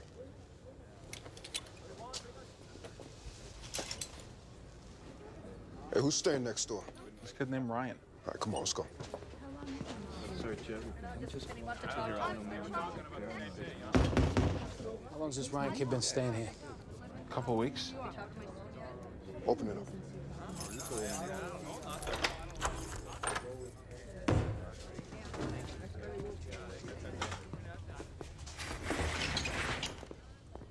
Oh, don't tell me this prick's cleared out. He owes me 3 days' rent. Entered here, exited in the other room. Didn't come through this wall. What information you have on Ryan? Last name's Dooling. Not much else. He paid cash. Has this been here a while? No. That a bullet hole? Yeah, it looks like it. Oh, boy.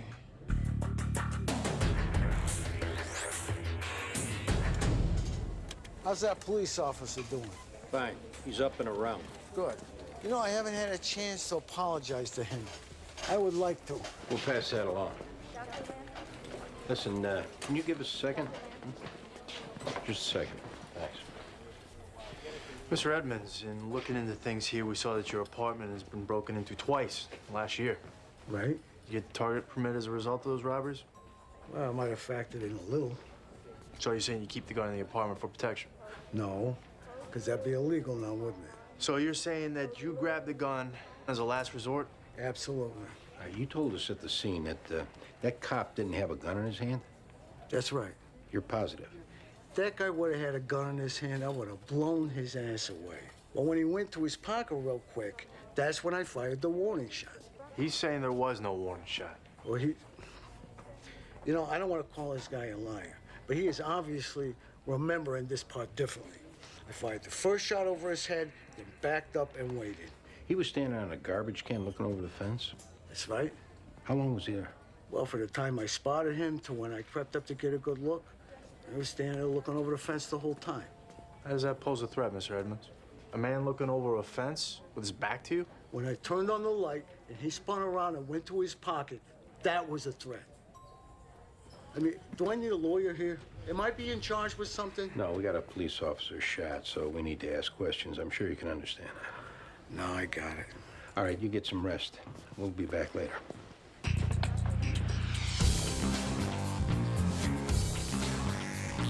So the guy staying in a room, Ryan Dooling. Another resident who was in a lobby saw Ryan leave at 5 a.m. He was carrying his bags. Leaving town. Leaving a hotel, anyway. Yeah, we talked to the night clerk. He said an attractive young white girl, a brunette, approached him at 2 a.m. and asked which room Ryan was in. He told her. She went up. What else we have on this Ryan kid? Well, he's in from Kansas City. We talked to his mom, and she said that he's staying with his brother Eric, who lives in Greenwich Village. We got calls out to him. Sounds good. Only other thing is the DOA. We're having difficulty locating next to kin. He was 70. Yeah, we were told he's got a cousin out here. We're looking into that. Any word on Hatcher? He's on his way over. How'd it go with the perp? You mean the guy in the apartment? We're getting there. What's that mean? You're not familiar with the expression? I prefer specifics. We just got a couple inconsistencies. Nothing too major, though.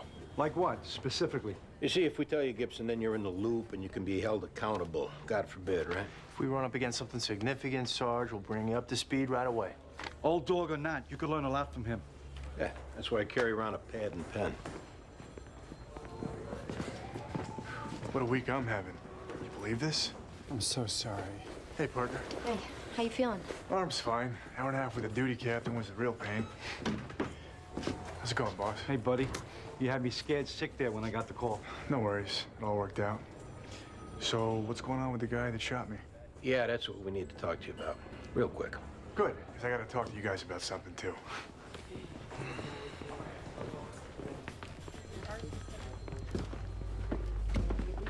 What I told you at the scene, I was wrong about something. Namely? I had my gun out when I was chasing that black dude. But when I had to pull myself up on the fence to look over, I holstered my gun so I could use both hands. So I want to clear that up. My adrenaline was pumping at the scene. So I wasn't exactly thinking straight. Okay, well, that helps us. Good. And this whole thing with going to the gym at 5 a.m. that you were worried about, I could see how that would look unusual, but I bought a 3-year membership as a New Year's resolution, and I haven't been using it. I couldn't sleep, so I decided to go work out. Yeah. Yeah. So you said you had some questions? Well, I think you answered most of them. How long were you standing on that garbage can looking over the fence? Half a minute, a minute. I was letting my eyes adjust to the dark to see if I could spot that black dude moving around. Guy in the apartment's still saying he fired a warning shot. You didn't get him off that? Obviously not. Well, he's lying. And at this point, whatever sympathy I had for him is gone. So, are you going to arrest him? We're, you know, moving forward, Stan. Cool. Anything else? No, we're good. Thanks. Okay.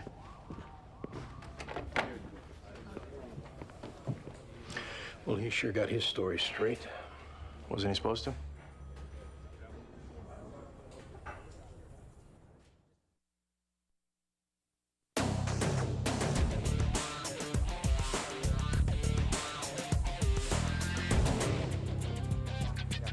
I talked to a coworker of Larry Edmonds. He said after Larry got robbed, he was telling people that he'd like to see someone try and rob him again. Meaning he was itching to use his gun, right?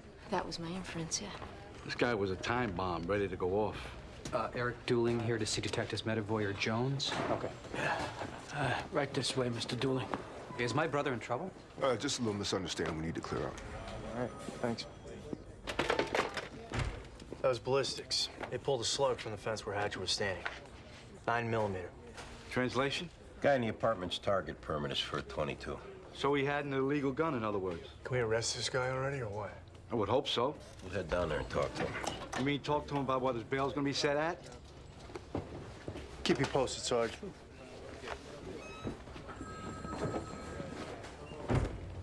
So, what did Ryan do? Well, there was some damage to a hotel room where he was staying, and we're just looking to talk to him before the whole thing gets blown out of proportion. How much in damage? Well, they haven't finished assessing it. See, what's got the hotel so pissed off is not so much the damage, but that Ryan booked without explaining or apologizing. So we need to find him, have him do both those things, then we can avoid them pressing charges. I don't know where he is. He was living with you recently? Yeah, till a couple weeks ago. Listen, he's young. A little confused, but he's not a bad kid. It's just, Just tell us what's going on here, Eric. He got into the club scene. You know, those all-night things. I mean, I tried to let him get it out of his system, but he never did. So I had to give him the boot. Or friends or places he hung out, you know of? He was hanging out with this poser. What's his name? Chase. Chase Allworth. Was your brother getting into drugs? I mean, all those club kids are doing something, right? But the last time I talked to Ryan, he had said that he got this good job working for this promoter. Are you sure that Ryan's the one who did the damage? I mean, whose name was the hotel room registered under? Well, Ryan's. He was living there. He told me he was living in a loft out in Tribeca. Nowhere near that. More lies. Great. Chase Allworth. We'll look him up. Tell Ryan he's on his own. I'm not bailing him out this time. Will do.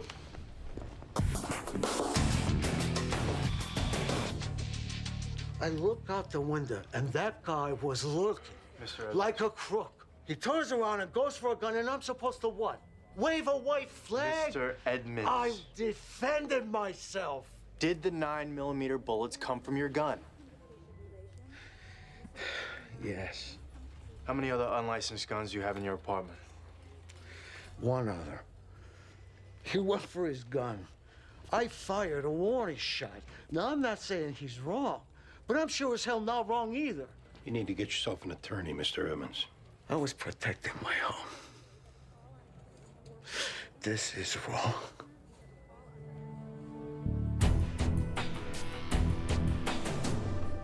There's still no luck finding this Ryan Dooling kid. His cell phone was shut off a week ago.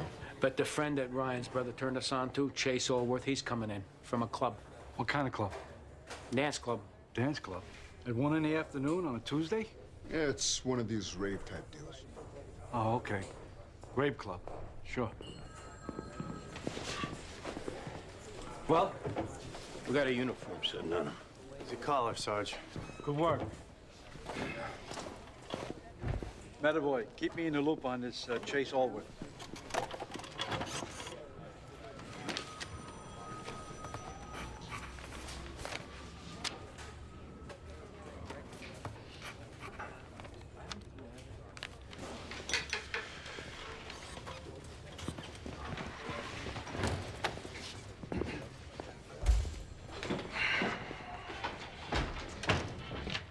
What's up? Janet Grafton. She transferred here, right? Yeah, last week.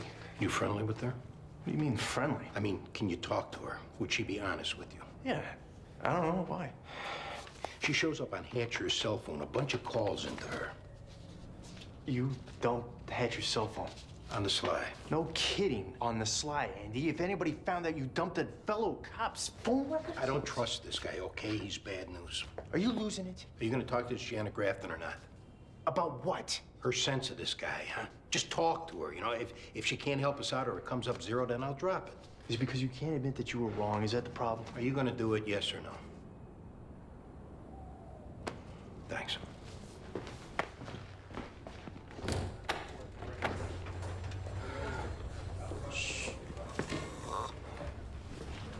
Chase.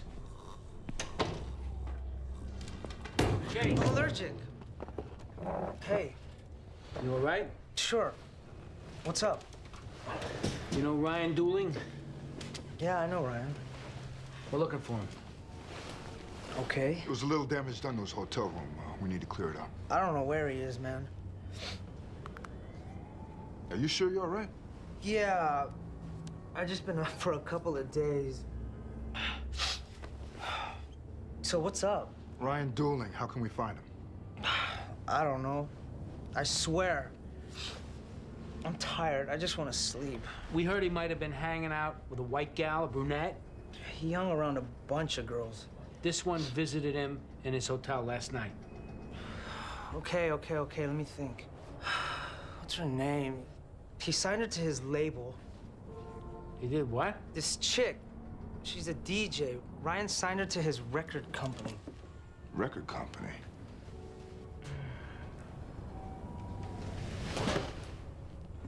Hey, Chase. The girl that Ryan Dooling's been hanging out with lately. Eva. Yeah, her last name sounded funny, like it was a noun or something. Like shelf or something. Warm. Yeah, warm. Eva Warm. Yes. Okay? I'm tired. I just want to get some sleep. Can I get some sleep?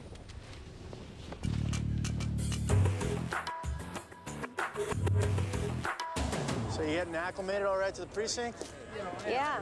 It got me in a good squad with a good boss, doing steady day tours. Nothing wrong with that. Plus, the way I feel about Italian food, being near Mulberry Street doesn't hurt. Hell yeah. So what's up? Kind of need a favor. Well, I kind of owe you one, so you just might be in business.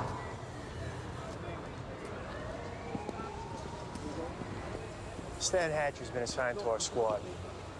Yeah, I know Stan. He was involved in a shooting this morning. I heard. So we're trying to get a feel for the guy, you know, get a feel for what happened this morning. And in doing so, we got a tip he had a call into you. So I'm just asking if you can point me in the right direction. If this is none of my business, just tell me now. Stan's friends with my ex. The phone's still in my name. That's probably why whoever tipped you said Stan was calling me. Got it. So you're having doubts about Stan. This is why you're asking me? You don't look too surprised. Like I said, we're just trying to get a feel. How did the shooting go down this morning? Stan was driving to the gym real early. Saw a perp, gave chase. Some neighbor mistook Stan as a burglar, fired off a round. This is over on Broome and Elizabeth. Neighbors looking negligent since him having an illegal gun provoked the whole thing.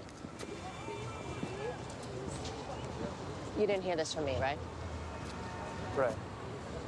Stan's ex-girlfriend, Lucy, she lives on Broome and Elizabeth. And me and Scott were married and we went there for dinner one time. Lucy Timmons. And that doesn't count as a favor, that's on the house. Stan's a complete asshole. I gotta head back.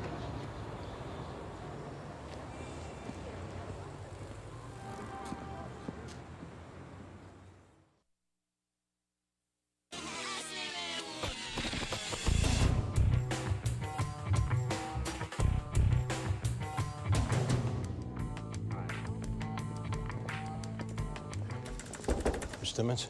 May I help you? Detective Sipwitz and Clark, 15 Squad. Yeah, I got your message. I've just been really swamped. Well, we were in the neighborhood anyway. Do you have a few minutes? Sure. You and Stan Hatcher dated for a couple years? That's right. Are you aware he was involved in a shooting this morning at the building next to yours? Yeah, I looked out my window when, after it all happened, and I saw Stan there. And, yeah, that's all. Was he with you last night? No, we broke up months ago. He was shot while looking over the fence that borders your building. I didn't know that. You see our dilemma here, Miss Timmons? Sure, but Stan wasn't with me. Have you had problems with Stan making unannounced visits since the breakup? You're getting into personal aspects of my life that I'm not comfortable sharing with you. Your neighbor got shot as well. People could have been killed. So unfortunately, we're going to have to delve into your personal aspects. The alternative is a court order. So what's it going to be? Do you really want to know? Would you really do anything about it? I don't know what Hatcher's been filling your head with in terms of cops protecting cops, but we came here to find out what's going on. What would you like to know, Detective? Has Hatcher been coming by your apartment uninvited? Yes. So your relationship with him ended bad? Quite. So if we were to make the assumption that he was looking over that fence to spy on you... Oh, you'd probably be right. Was he ever abusive? Not physically. Have you ever looked into getting an order of protection? I don't want to piss Stan off more than he already is. I just want to be left alone. All right, we appreciate you leveling with us. Don't tell him we talked. Please. Sure.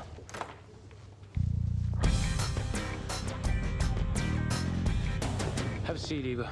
Thanks. You know Ryan Dooling? Yeah. When'd you see him last? A couple days ago at this club, the Light Factory. So you didn't stop by his hotel last night, the Hotel Fauntleroy? No. Well, the night clerk said an attractive brunette asked him which room Ryan was in. No, that wasn't you? Let's start over. Thanks. Did you see Ryan at the Hotel Fauntleroy last night? Yes. When'd you lie about it? I promised my dad that I'd stop hanging around Ryan. Sorry. Did you and Ryan argue? No, just hung out. Because there was some damage to Ryan's hotel room. Damage that would indicate that an argument transpired. Not even close. I went over there, tried to talk him into going out. He said he needed to stay in, so I split. Did he say what he was going to be doing after you left? No. Did he say if anybody was coming to meet him? No. You know where Ryan is now? Because we got to get this worked out. Isn't he at that hotel? He cleared out this morning. Then I don't know where he is. Well, who are his friends that he maybe crashed with? We weren't really that close. Close enough for your father to have met him and formed an opinion. Believe me, it took my father all of 10 seconds to think that Ryan was a con artist. Eva, you seem like a nice girl. And we prefer this to be the last time we'd have to inconvenience you. I wouldn't mind that either. Good. But just so you know, we need to locate Ryan. And we need to find out what happened in that hotel room. And if we discover later that you withheld information on us, we're really going to inconvenience you. There's a bar on 3rd, the Powerhouse. Ryan hangs out there a lot. All right, good. He must have done a hell of a lot of damage to this hotel room. Thanks for coming in.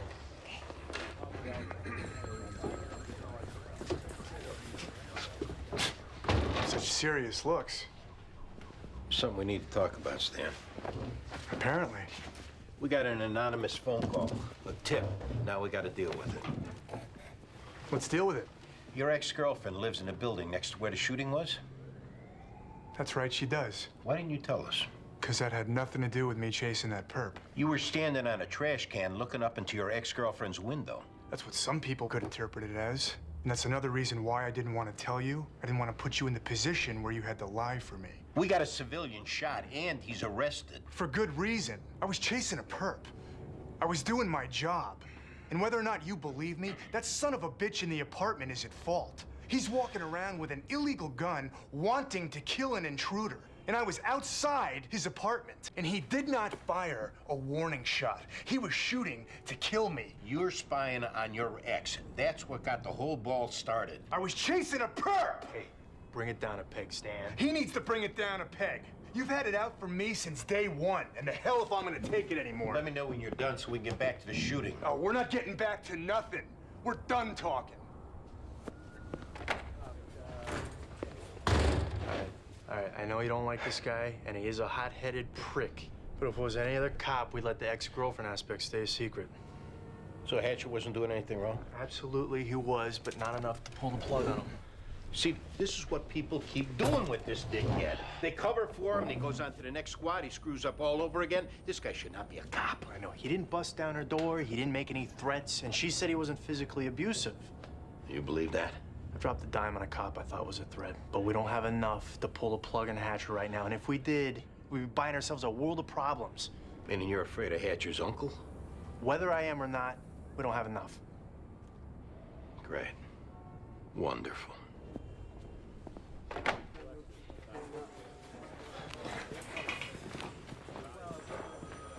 Everything all right?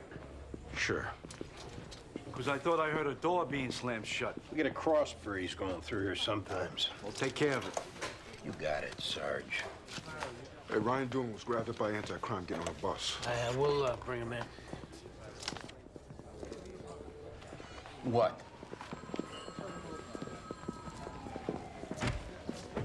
I'm a little in the dark here. It's gonna go down as a good shoot, right? That's right. Or a couple questions they were answered. Done deal. That's all I need to know? Yep.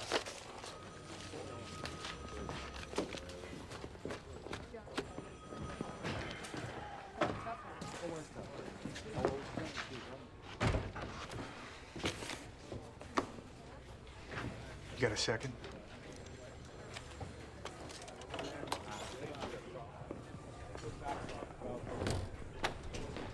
Listen, sometimes I get worked up and my temper flares. I apologize. Okay. But I'm just trying to figure out what it is you got against me. And forget about what happened today. This started when I set foot in this squad. Is it because I smacked that suspect around? Or, you know, gave a little payback to the freak who kidnapped those women and kept them as sex slaves? I mean, you're an active cop, right? You're not afraid to put your hands on a guy. We got more in common than you think, Simplewitz. Is that it? Are you, like, threatened by me or something? All right, in terms of this job, Stan, we got nothing in common. And if it was up to me, there's no way you'd be carrying a badge and a gun. Well, I thought we could work this out. I guess not. Everybody's entitled to a screw-up here and there, but you've made a career out of it. Do yourself a favor, find a new home, because I'm not going to let you put a stink on this squad. I'm not going anywhere. If anybody's due for a change of venue, it's you. You think? Damn straight. What, are you going to go run to your uncle and go sit on his lap and beg him to do something about me? I don't know about the run part, but sounds like you got a pretty good idea how things work. Well, let me tell you something. You, your uncle, and anybody who bears a resemblance can shove it clean up their ass. Better start thinking about finding a new command, pal.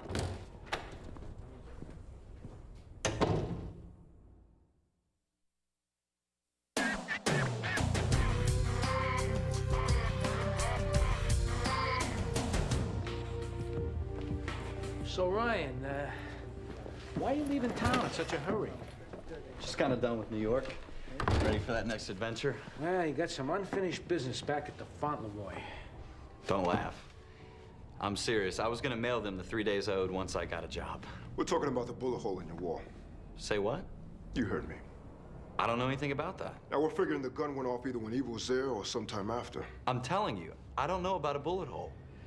You know, your current approach here, Ryan, the head in the sand thing, that's just gonna get you stuck here in New York. But, tell us what happened, apologize to the hotel for the hassle, and you can go on your merry way. Have you guys seen that hotel? There's more bullet holes in that place than, you know, beds. You gotta level with us. What makes you so sure it was me? George Schiffer, the old man living in the room next to you, remember him? Yeah, I know George. He's dead. From a bullet that came from your room. Now, this guy was just living his life, minding his own business. He deserved better than to go out with a bullet in his chest. But you and your stupid-ass club friends caused his death. I didn't do it. Hell yeah, you did. Unless you convince us different. It was Eva. Eva? What happened? She came by because I owed her money. But I'd blown it all. So she pulls out a gun to threaten me, and it just went off. So we agreed to deny it ever happened. You know, from what I've heard about you, Ryan, it wouldn't be a stretch you pinning this on a girl. Eva fired the gun. That's what happened. You're sticking around. George is really dead? You don't need to put on a fake grief. Actually, it's kind of an insult. I'm not faking nothing. I moved into that place because my brother kicked me out. I was completely alone, and I guess I was crying. And there's a knock on my door, and it's George. He asked me if I was okay. He's the only person to ask me that, and I don't even know how long. If this comes back to you, All right, so then the guy in the apartment gets charged with criminal possession of an unregistered weapon, reckless endangerment, and second-degree assault. No priors, so figure he'll do less than a year. Even if he just got probation. As long as he gets the message he was in the wrong. Sure. You all right with that, Stan? No problem. I'm not looking to hurt the guy. We'll get the case folder over to you after we're done. Have a good night. Thanks, Val. You too. Thanks, man. You got it.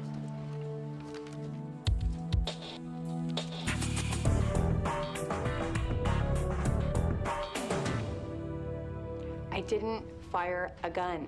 Eva, you dug in, obviously. And I know at a certain point, people feel they've committed to a lie and they won't undo it because more than anything, they're embarrassed. But we're not your parents. We're not gonna hold it against you. we got Ryan saying you fired the gun. We got witnesses we can parade in front of a judge. You gotta start thinking clearly now, Eva. Ryan's got a lot of nerves blaming this on me. Did he fire the gun? I am so done with this bullshit. And I swear, and you can tell the people at the hotel this, I'm absolutely going to change my life. Okay, we'll tell him. Because this was just the capper. This was the wake-up call that I needed. I'm done. I am enrolling at Nassau Community College today. What happened last night?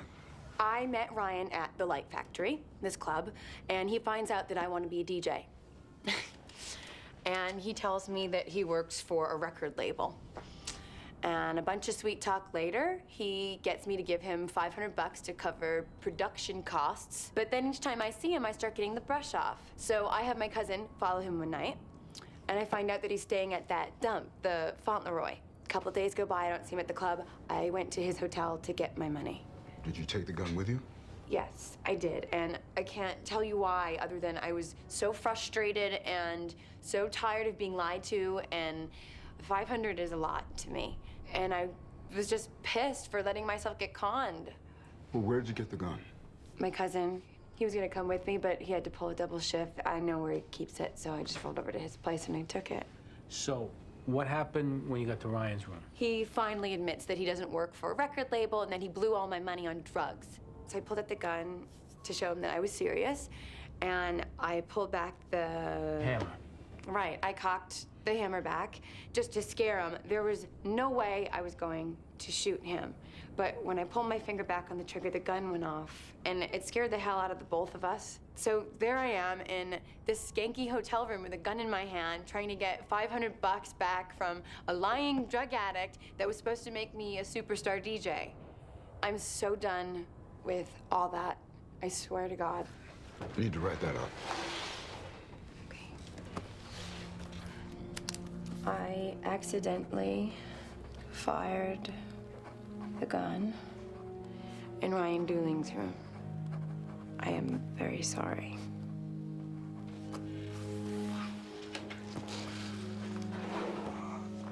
There's something else we need to talk about now, Eva. What? The bullet you fired went through a wall and a man was killed.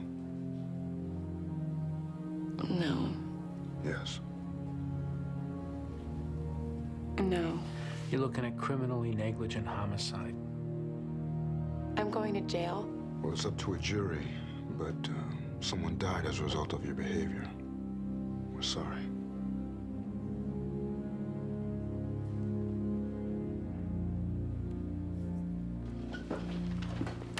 Heading out, Stan? Yeah, going down to Bellevue to get the bandage changed. Most guys would have taken a day off. Says a lot about you. Thanks, Sarge. All right, partner. Nice, Dan. Heal up. Hey, buddy of mine has his monthly poker game tonight. Low stakes, good guys, always fun. I can get you a seat if you want. I already got plans. Thanks, though. I'm out.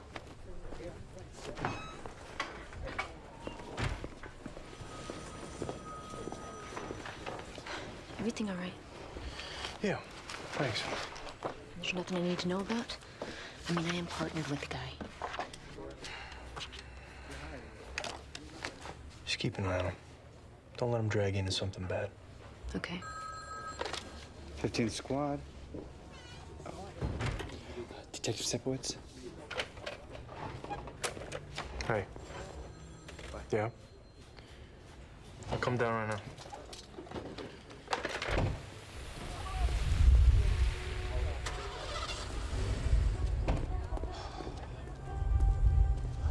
What's up? All right, so if there's one thing we learned about Hatcher today, it's that he's got a jealous streak and a problem with women. Agreed? Okay. You know his wife was murdered, right? Yeah, the gang he was looking into to bring down tried to kill him with a car bomb and got his wife instead. No one was ever collared for it. You know what? You're starting to worry me. So I go look at the case folder. The whole investigation centered on this gang retaliation theory. Go home.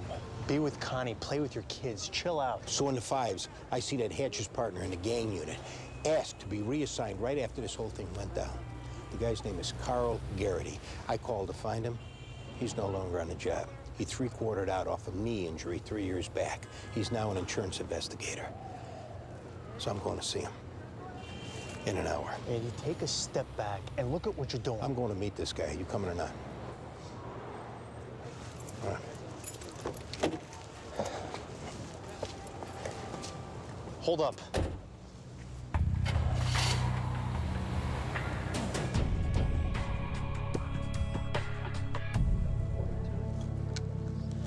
Were you scared?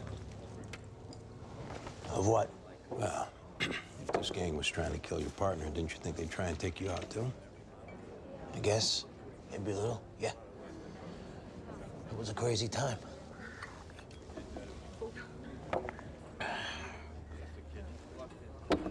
You close to Hatcher's wife? How would you say that? You're throwing shots back. Seems like it's difficult to talk about. Marcy was a great lady.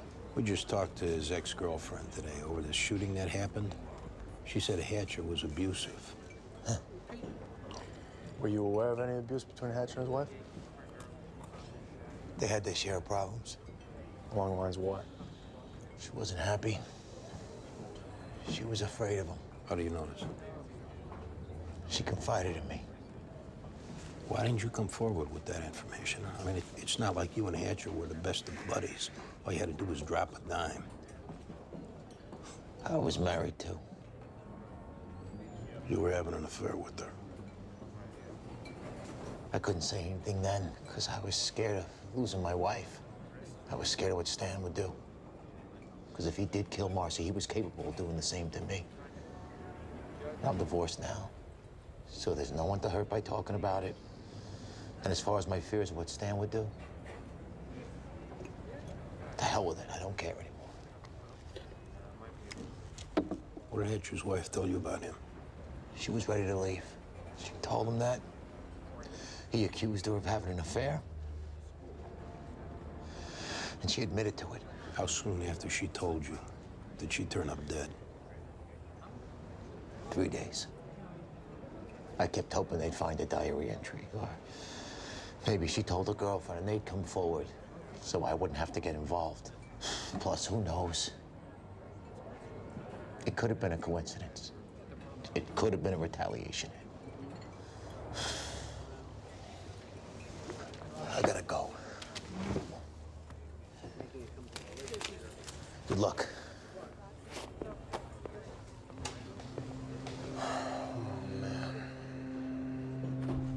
Hatcher killed his wife. Either he contracted it or he did it himself, but I guarantee you Hatcher killed his wife.